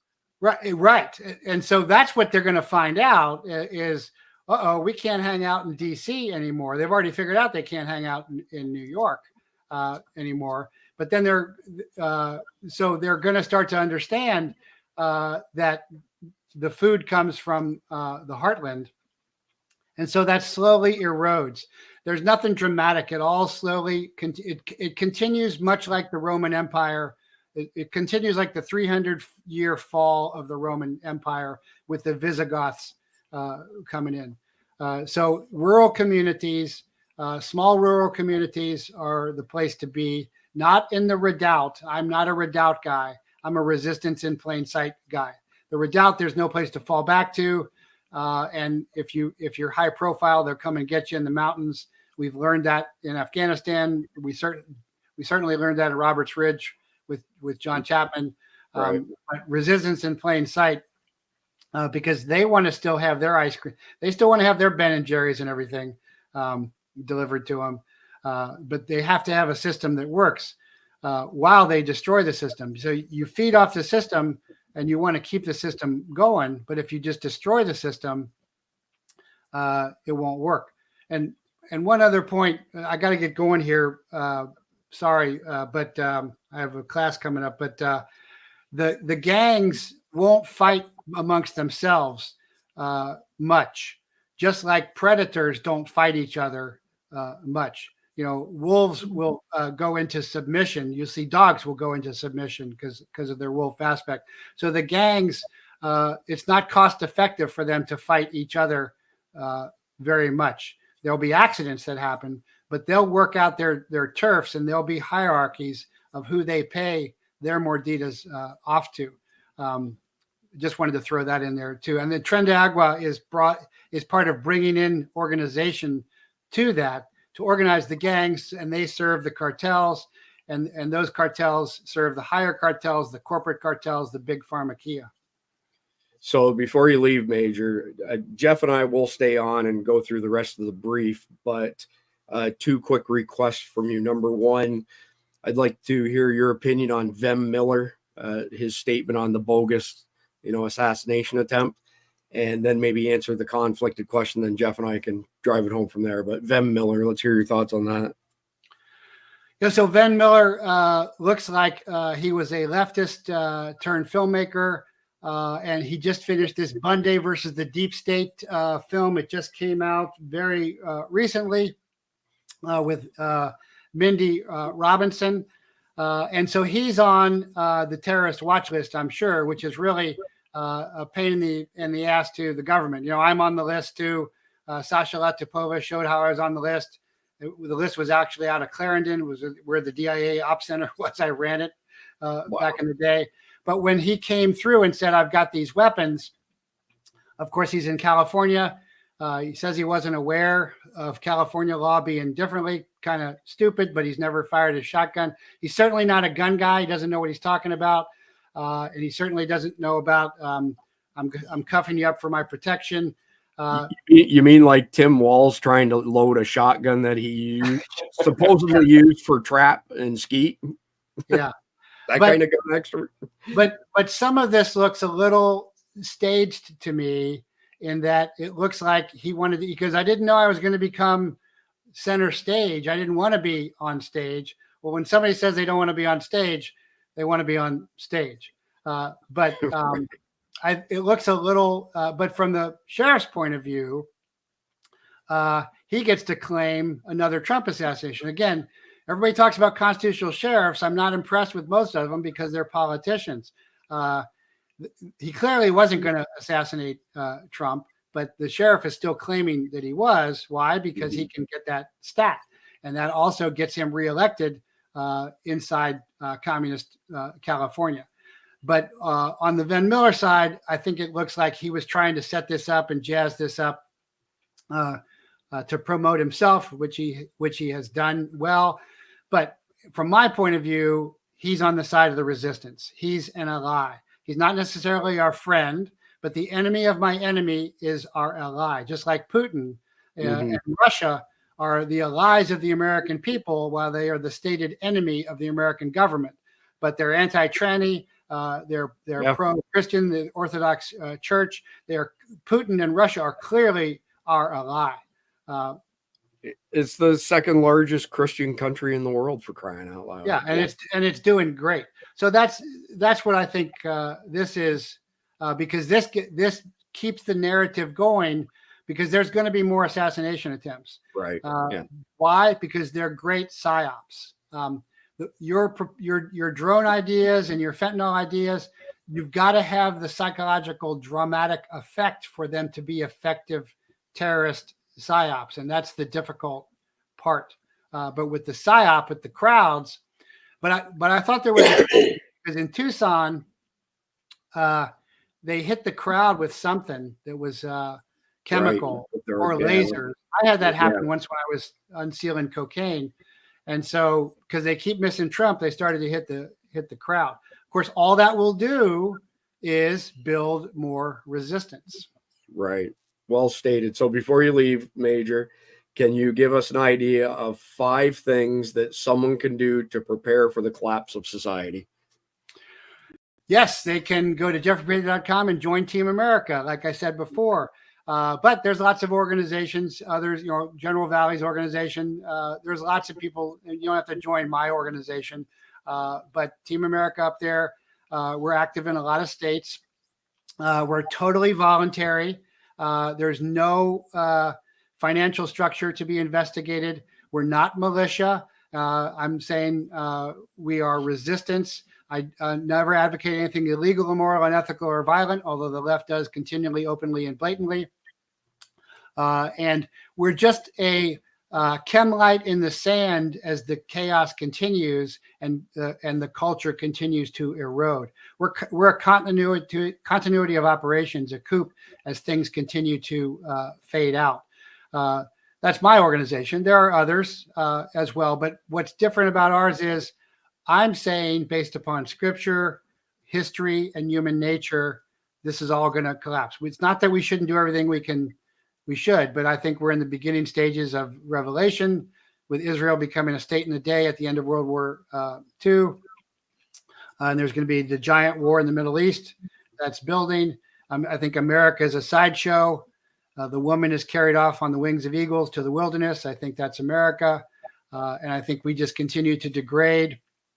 And I'm fine with that, because I'm a country boy. I'm out in the country with my horses and, so other than that, you have to have strong faith. You also have to build your community. You have to neighbor up. You need a good water source, a purified water source. You got to have some tree cover from the chemtrails, from the DEW weaponry. You got to start growing your own garden. But the biggest thing I try and get people to understand is you got to really action your faith. And you've also got to neighbor up. No one is going to survive this on their own. We have to neighbor up in a way we're not used to doing. Primary orientation is to God. And then you go out in all the directions.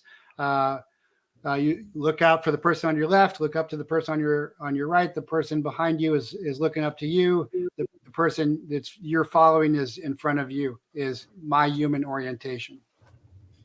Well, I appreciate that very much, Major, and we look forward to hopefully having you back at some point in the future. Fascinating discussion. Jeff, is there anything you'd like to say before the Major leaves us? Well, I just like to say it was great meeting him. We've run around in circles, but not quite in bumping into each other because we've worked in the same places. We know the same people. We just haven't met each other before. So it's a great meeting you. Those embassies aren't that big, are they? You're getting those embassies and you're always running across everybody. Yeah. All right. Well, thanks, Major. Jeff and I are going to hang around and knock out the rest of this brief quickly, but really appreciate your time. And like I said, look forward to the next time. Thanks. Thanks for having me. I'd love to come back. All right. Thanks, Major. All right. God bless. So, Jeff, I want to knock out a handful of these things. We've talked a fair bit with regards to TDA, and I wanted to ask the Major this question, but you'll have an equally good answer, I'm sure. And really, all the other TDA stuff that we've discussed leads to this. What are the recommendations as far as how do we fight back against TDA? How do we eradicate the threat, or can we eradicate the threat? Well, I think you're going to have it's going to have to require a government that's willing to do something. But I think you have to systematically arrest and deport TDA members. And I'm one of these. I know these people are going to say, "Oh, you don't believe in human rights or the Constitution." I believe in the Constitution for American citizens. I don't necessarily believe in the Constitution for foreigners who have invaded our country. So I'm one of those. If you've got a TDA tattoo, you're gone. If I find you in a car with a TDA member, you're gone. Associates, I would find any reason, any excuse to get these SOBs the hell out of our country. And if they try to come back in, bad things happen to people. I have no sympathy for them. I have no tolerance for them. It's like, if you're a parent and you have kids, are you going to tolerate, the pedophile who lives next door who's looking through your daughter's window? I don't think so. And this is the criminal equivalent to that. So I don't know if you caught this or not, but TDA is becoming even more pernicious than they've been up until this point in time, where they're recruiting children, 10, 11, 12 years old, which is what this cover was today in the New York Post. I mean, they're educating and converting them into criminals at a very young age. And I don't remember if you were on the episode that I mentioned this or not, but my wife moved my truck in 2016 because we were going to the Country 500 at the Daytona Speedway. And when we got home, the door was open slightly in my truck. And I said, did you lock my truck by chance? And she said, well, I can't remember. So the truck wasn't locked and there was a gun missing from the truck. And so we called the cops. Ormond Beach PD showed up. And he said to me, look, what's happening is there's this gang in Southern Florida. It wasn't TDA. It was another gang. They're moving north, and their MO is that they recruit kids who are 16, 17 years old with driver's licenses. And then they recruit kids like TDA's doing here that are 11 or 12 years old. So the driver, the 16 or 17-year-old, drops kids off in a neighborhood and has a rendezvous point to pick them up at 10, 15 minutes later. And so they pick the kids up. They're looking for open doors, vehicles, homes. They're stealing stuff. If they get pulled over by the cops, number one, the 11 and 12-year-olds get a slap on the wrist. There's no room in juvie. They get, set free. And the 16 or 17-year-olds have, no culpability because they say, I don't know, they asked us to drop them off at their friends and then we picked them up. We didn't have anything to do with it. But my point is, and I use the word pernicious because they're really planting roots now. When they start going after children this young, that's a problem because now it becomes culturally entrenched. Yeah. So I don't know that I have any brainwaves on how to deal with this other than, better enforcement of our laws, better enforcement of expelling people from our country who don't belong here. But beyond that, I don't have any magic wands for that particular thing. So one of the topics we didn't get to discuss with the Major that was on our radar is election integrity. And the first question we had for him was, how likely is it that the Democrats will successfully steal another election? So we can talk fallout afterwards, but do you think that they could pull off another steal? I'm not saying get people to believe it, but do you think they have the resources, the assets in place to pull it off again? I think they have the assets and the resources to try. And I think the obviously the bigger the gap between Trump and Harris, the harder it becomes. It's one thing to say, okay, 30,000 votes, 50,000 votes. It's another thing to say 500,000 votes, because 500,000 votes people tend to notice. And I think thanks to Elon, X is now, for the most part, a free speech platform, and people can go on there and will go on there immediately and start sounding the alarm if there's some squirty shit going down. Before, none of that got out. Right. None of it got out because Facebook, Google, everybody clamped down on it, including Twitter. And I think him in charge of Twitter or X scares the shit out of him, because it is the most widely viewed social media platform on the planet, and they don't control it anymore. Super valid points, Jeff. That's really well said. So we had a couple more questions, but I'm just going to ask one more. I think I know where you're going to go with it, but I want to hear your thoughts on it. If the cabal doesn't manage to kill Trump, what's your prediction for what will happen if the 2024 election is either stolen, or if they incarcerate Trump and disqualify him under the 14th Amendment, or on January the 6th, they don't certify the election? What happens if that sort of stuff goes down? Well, okay, first of all, with J.D. Vance in there, because under the 22nd Amendment, if Trump gets elected but doesn't take office for whatever reason, Vance becomes president. I don't know that they want him either. So it's just like Kamala was insurance for Biden. She was assassination insurance for him, because no one's going to kill him and put her in charge. Right. But on the flip side, if the liberals hate Trump, which they do, they're going to hate Vance even more, because he's younger. In a lot of ways, he's more personable, and he can have 8 years. Trump can only have 4, and then he's done. Yeah. So, but could they do it? Would they want to? Absolutely. I think there are these people, they have an irrational hatred of the man and would do anything. They would sacrifice their children to ball if they thought it would keep him out of the Oval Office.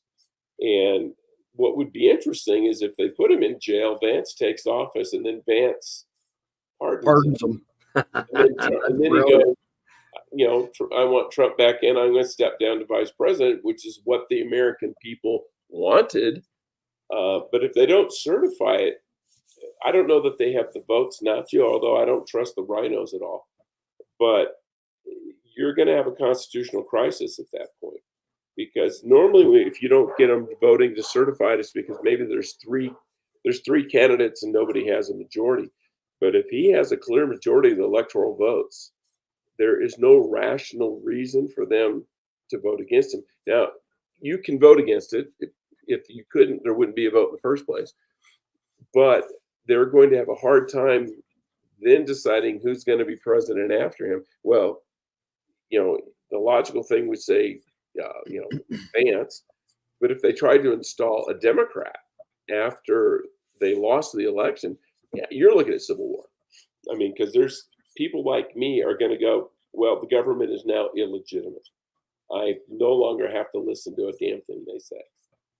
Yeah, so I'm in complete agreement with you on that. If they push that far, there will be pushback. Eventually, people will push back. The guy who has nothing to lose is a scary individual, right? Yep. A couple comments that I wanted to make, by the way, Jeff, for the general left, but I love his comment on the metrosexual coastal cities. I'm going to steal that. And the other thing is, Cindy and I have had this ongoing conversation in jest. It's more rhetorical than anything.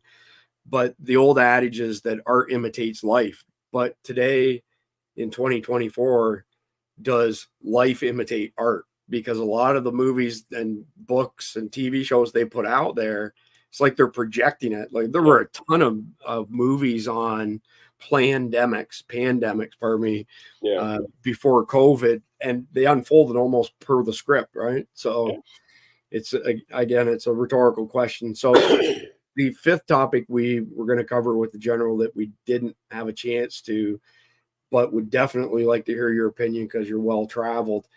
How close are we to a potential world war? I don't think we're as close as people think. To have a real world war, I think the most, the place I could see it breaking out would be, Taiwan and China. But then we have to have the desire, the will, and the ability to inject our troops into that somehow. And Taiwan's a hell of a long way away. That's a big ocean. It's not like you can just drive over there. But I don't think the Chinese military, I think they're beginning to realize it would be devastating to them if they tried to invade Taiwan and were repulsed. It would be a huge loss of face, especially for Xi. And his military's had some issues lately, like their nuclear submarines sinking at the dock and things like that. Yeah. And he's a very egotistical person, and I think it may have undermined his confidence in his own military. And so he may not be really willing to roll the dice, because if he loses that, someone's probably going to take him out from inside and replace him. Israel, there's a lot of noise about Israel, but Israel's a stronger army. They're more accomplished, and they have nukes. Iran may put together one or two. Israel's got a bunch, and they have the delivery systems to get them there. So Iran nuking Israel would be suicide bomb, and I think they know it. So I've got a question for you that wasn't part of the brief. And for the life of me, I can't remember which country it was in Africa, but Chinese troops were deployed as peacekeepers. And I want to say sometime in the past 10 years or so in Africa, and they were overrun. Their post was overrun by whatever the Africans were in that particular country. And what I read happened was that because the Chinese are so top heavy, that the person at the squad level needs to get permission from the commanding officer, needs to get permission from the next level up. And they're all afraid to make a decision and be wrong. And apparently that's like considered the Achilles heel of the Chinese military. I mean, I'd like to hear your comments on that. I have no reason to disbelieve that, but China has a big military and they've got all these neat toys and weapons, but you got to realize China has not fought a war since a border skirmish with Vietnam in 1975, and they had their asses handed to them. And if you look at World War II, they didn't defeat the Japanese at all. When the war ended, there were still 500,000 Japanese troops on Chinese soil, and they controlled all the major metropolitan areas and all the farmland. So Mao did not win that war. What Mao won was the war after the war against Chiang Kai-shek and the Chinese nationalists. And that was because he had infiltrated them so thoroughly. But they are not to say they can't win a war, but they haven't in a long, long time. And that's why, and if Xi's smart, he would think about that. We're always fighting little wars here and there and big wars here and there.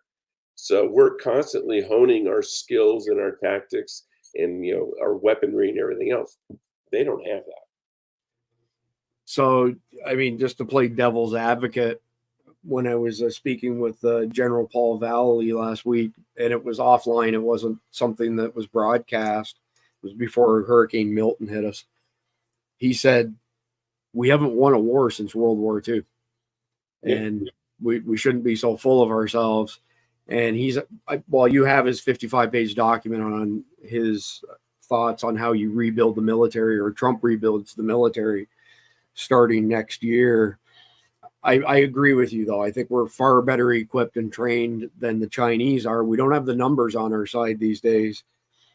Don't quote me on this, but if memory serves me right, when Trump left office and you combined active duty military, reservists / National Guard, and law enforcement agencies from city PD all the way to the feds, there were somewhere around 3.1 or 3.2 million people. And the latest number that I've seen pegs it at 2.4 million. There's been, 800,000 people that have left that, they've either retired, not been replaced. The recruiting's not working, but we don't have a very large military. We have the smallest military that we've had in a very long time. And I think the biggest thing that scares me with regards to China is we won the Second World War because of our industrial capacity. And we've discussed this at length, right? Like we converted typewriter factories to gun factories. We converted textile factories to making parachutes. The big three auto manufacturers, made Jeeps and those sorts of vehicles. Right now, the Chinese industrial capacity to produce warships is something like 500 times greater than what our industrial capacity is. Domestic shipbuilding capability to speak. I mean, we have a little bit, but not much. Look at how fast after Pearl Harbor happened that we started cranking out an incredible number of naval battleships. I mean, we were building Liberty ships in 10 days. Right. It's incredible. 10 days. Incredible. So, all right. So on the potential of world war, of all the spots, you got Ukraine, Russia, Israel, Iran, Middle East, China, Taiwan, which you mentioned. You got what's his name, Kim Jong-un in North Korea. Two questions. Out of all of those players, who do you think has the strongest possibility of starting a world war? And then the follow-up to that is, do you think the cabal would allow a world war to unfold before Trump becomes president so that they could declare martial law or say it's not safe to transfer power or something to that effect? Well, if a war is going to start, Kim Jong-un, I mean, yeah, he's got nuclear weapons and he's got ICBMs, but he also knows that we've got nuclear weapons off his coast, and he might be able to hit us in 45 minutes, but we'll retaliate in about 10. And I don't see China, risking its economy and its everything for North Korea. So I don't think that's going to be it. Now they may sling something at Japan or someone else, because he's a psychopath. But I don't really see it starting over there like that. Even with China, they've got the same problem we do. There's 12,000 miles of water between us and them. It's not like they're going to come over here and invade. They don't have that kind of capacity, and neither do we. What was the second part of your question? I just lost that. Well, the second part was, do you think the cabal would either start a world war or allow one to unfold to basically prevent Donald Trump from assuming power? They would have to be really desperate because, and everybody's got a rice bowl to be broken in this thing. And, now some of them might. It's those who, they'll burn down a country to rule over the ashes kind of thing. Because, a major war, especially one that involves nuclear missiles and ICBMs, well, the first targets are the major cities and the military sites in the major cities. And that's where the elites live. They're not going to spare New York City. They're not going to spare Los Angeles. I mean, each one of those has their own little nuke designated for it already. So they'd be really stupid to do that. Now, a regional conflict or something, then it would have to be a major conflict with a threat to the homeland for them to even think about declaring martial law. Because we've held elections during we held 2 elections during World War II. Okay, so I think I think there's a possibility of a world war happening, but I don't feel that it's imminent for all the reasons you just mentioned. But what I do think is that hedging against Donald Trump getting power, the current administration, this installed administration, which was not properly elected, is writing all sorts of regulations and laws above and beyond that as well to sabotage Donald Trump. And S2, did you see the PDF S2 sent? And on page 861, there was a poison pill in it that basically said if the executive or Congress reduce the budget for this particular alphabet agency by 5% or 250,000, whichever one is the greater, that it would set in motion a whole slew of things to basically prevent Congress and the president from doing that. I mean, that's a poison pill. Well, yeah, but it's a regulation, and a regulation can be unwritten. So they can just say, "Oh, by the way, we're scrapping that from the record. You're done. Move on next." They don't have to follow it, because if they don't follow it, what's the recourse? Are they what? They're going to sue the president of the United States? No, he can just with a stroke of a pen. If it's not a law, if it's an executive order, he can just put in an executive order getting rid of it, or he can put in regulators who change the regulation. So my feeling, and I agree with you, my feeling is if they codify something as a regulation, that is then becomes the fodder, for lack of a better term, for Congress to pass a law enshrining these types of poison pills. And the next part to that is that we've got a bunch of rhinos that will vote with the Democrats, especially if something like this gets buried in a bill, especially, continuing funding resolution, those sort of things. And next thing you know, it is codified into law, and it's not just a regulation. I think the regulation is the step before moving it to actual legislation. So I personally don't trust this administration at all. They're illegitimate, and nothing would survive. We had the Chevron decision overturned. So yes, where the Supreme Court said, no, Congress has to do this. You can't do it through regulation. And all they have to do is drag it out long enough till Trump takes office, and then Trump just fires all the regulators. Yeah, good point. So let's work towards wrapping this up now. So I put some questions in the brief as far as what can our audience do in light of the half a dozen topics that we've discussed tonight and actually affect some sort of change. For those people who are new to Survival Dispatch News, I'm the CEO and owner of Survival Dispatch, and this is a thing for me, okay? So our process is pretty simple.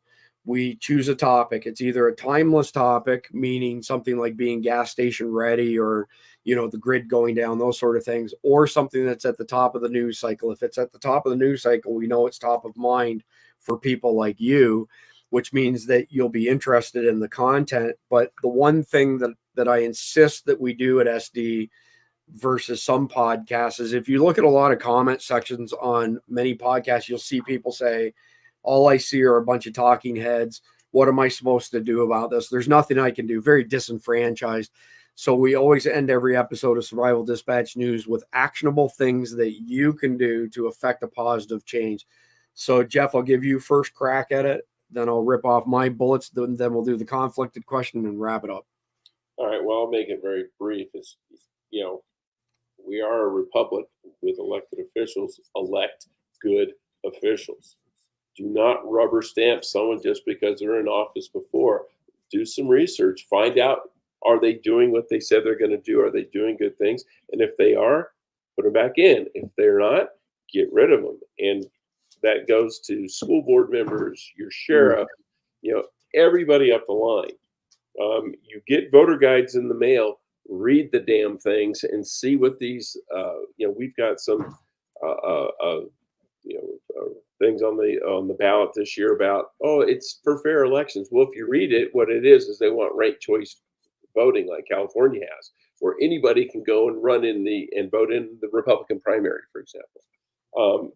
But they wrap it up to make it sound like, we're just trying to make everything fair. No, you're not. You're just trying to find a way to undermine the Republican Party.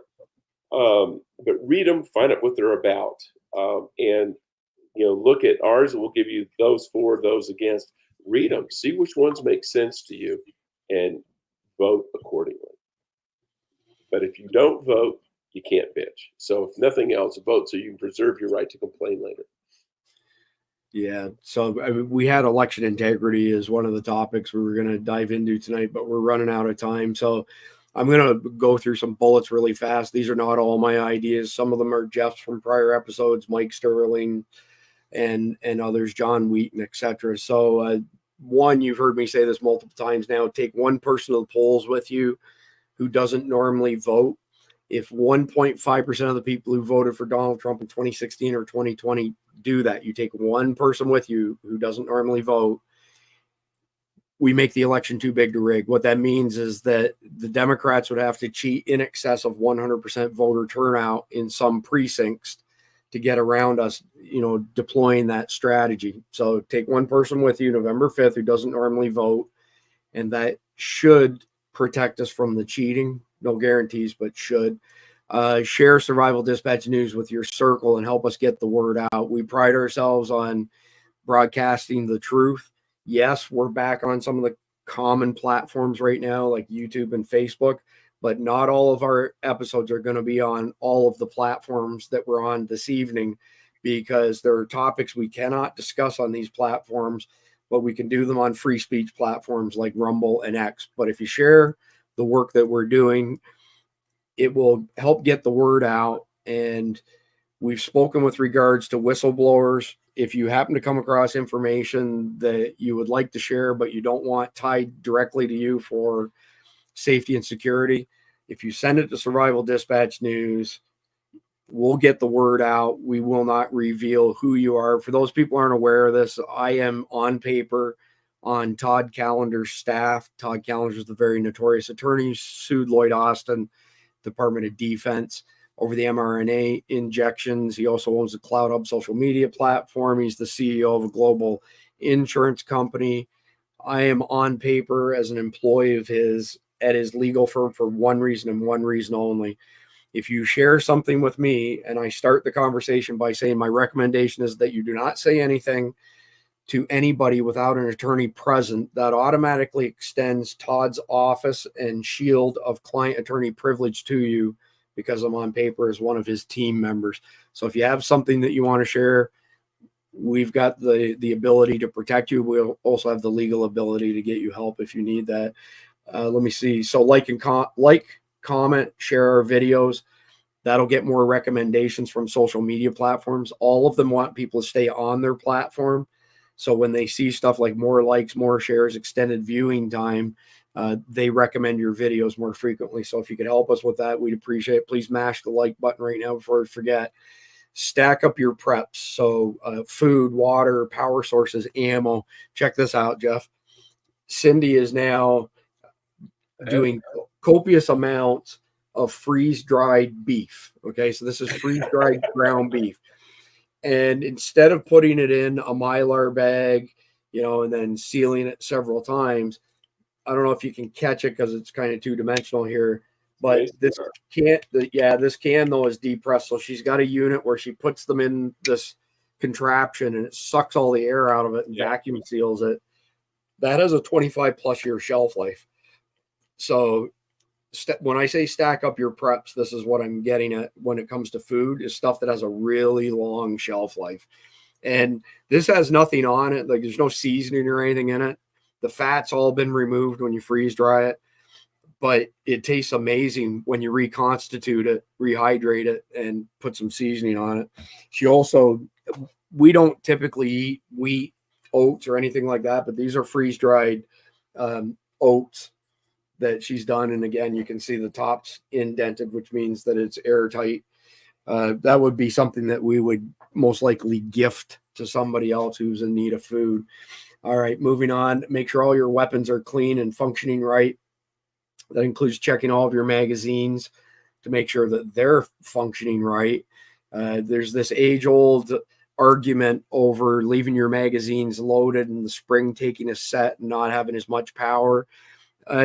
Probably not a huge problem with modern day magazines, but if you do compress a spring and you leave it compressed for a period of time, it will take a set. And I have seen magazines fail to feed that have had a full, stack in them.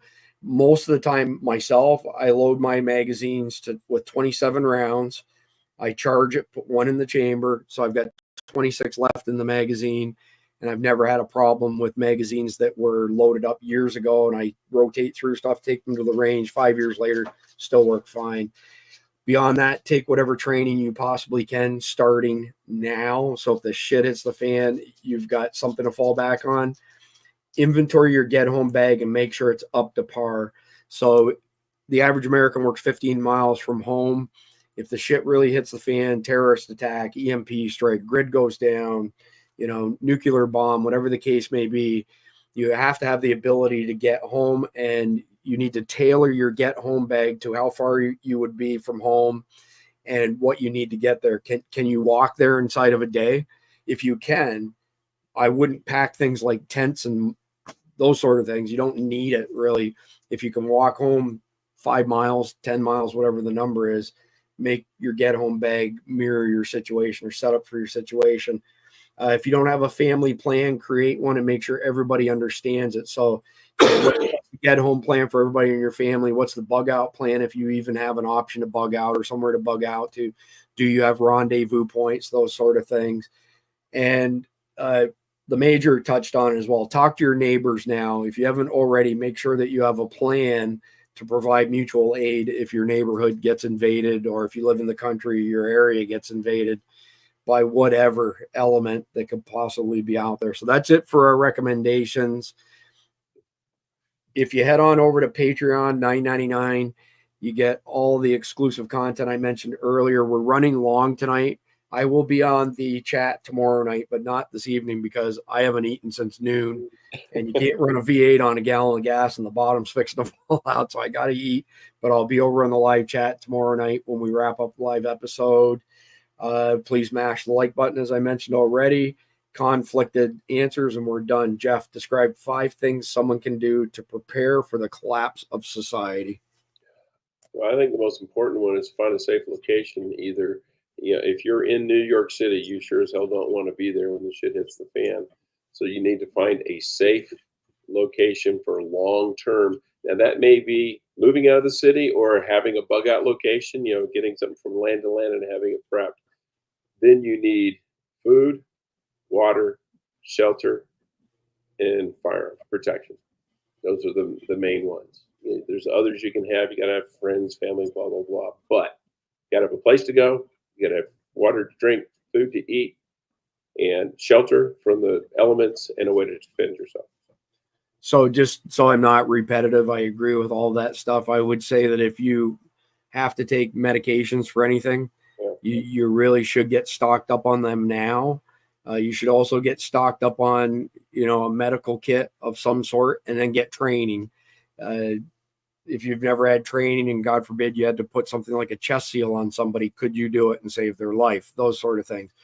Can you apply a tourniquet? So interesting story. Jason Sawyer and the guys from the U.S. Men's Academy a couple years ago did a 14-mile walk home with their kids. So on a Friday night, they set up camp, and Saturday morning they woke up and walked 14 miles back to the house and to Jason Sawyer's place. And one of the guys on that was Joe Paisley, the special forces medic that Mike Sterling was deployed with at one point. And he stopped everybody, and he said he had a stopwatch. He said, you have 60 seconds to apply a tourniquet to the person's arm beside you. And believe it or not, 50% of the people in that group, not the children, 50% of the adults failed because they were not 100% familiar with the tourniquets that they had in their kits. They were still wrapped up in the plastic. So, you got to have training for those sort of things. Beyond that, I recommend that you work on your situational awareness. Put the weapon of mass distraction down. Keep your eyes up when you're in public. So that could be gas station, could be shopping, could be a restaurant, whatever the case may be. But phones down, eyes up is a great strategy. And that's pretty much it. Tomorrow evening, I don't remember if we've got a topic defined for tomorrow evening or not. I don't think so. So tomorrow night, it'll be something that's at the top of the news cycle. Lord only knows what craziness will happen in the next 12 to 24 hours. And Wednesday, we'll have our episode on Patriot Guards, which are not militias. You'll learn more on Wednesday. Thursday live episode, topic to be determined. Friday will be brainwashing of our children and how we can combat it. That's it. Over and out. Please like, share, comment, and subscribe. And God bless America. Have a good night, everyone.